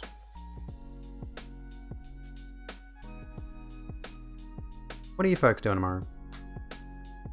Some of us are okay. There's some good humans. There are some good humans, but on the whole, we're a detestable species. Inherently greedy, inherently selfish, then we try to destroy each other to get ahead. No, it's not a great thing, honestly. Yeah, true, I was always Goral. Could recommend LGBTQ plus Aussie comedian from London. Yeah, who have you got? I mean, I was thinking Grizzly, because Stardew Valley's always chill, honestly. Oh, he's one of the ones I mentioned a moment ago. I'm not really into his content. Nothing against the guy himself. I've tried his content and it's not for me, honestly. I think we're going to go to Grizzly. Stardew's always a good time. I'm going to try to play some Stardew short. Not now. But I am going to play some Stardew on stream soon if you folks are interested. At some point, we did try to play a little bit of Little Nightmares last night, but honestly, that stream turned out to be a write-off as a result of it. This is why I tend to avoid doing gaming streams. But we'll go to Grizzly, who is doing some Stardew at the moment. Grizzly's a lovely sort. He does just chatting at this time. Okay. Well, we'll give him another crack at some point. Humanity isn't evil, it's just that our negatives can lead us to evil without us caring sometimes. Yeah, it's more an indifference, I think. But thank you everybody for hanging out. You've all been absolutely lovely. Except for the people who haven't been, of course. You're all a bunch of stupid cunts. Stay out of my stream, thanks. And those of you who are good, you know who you are. Stick around. I appreciate you ever so much. And yeah, I'll be live tomorrow, 9 PM Australian Eastern Daylight Time. And if you have not already, follow... I'm just going to put the socials thing in. And I'm also going to shout out Ren Camera. Go check out their latest VOD for my guest appearance on their show. I don't even know if we talked about anything I could turn into a YouTube video tonight, quite frankly. I'm going to have to scrub through this video, this VOD to find something good for a YouTube video. At any rate, thank you so kindly for being here. I love your faces. And I'll see you when I'm looking at you.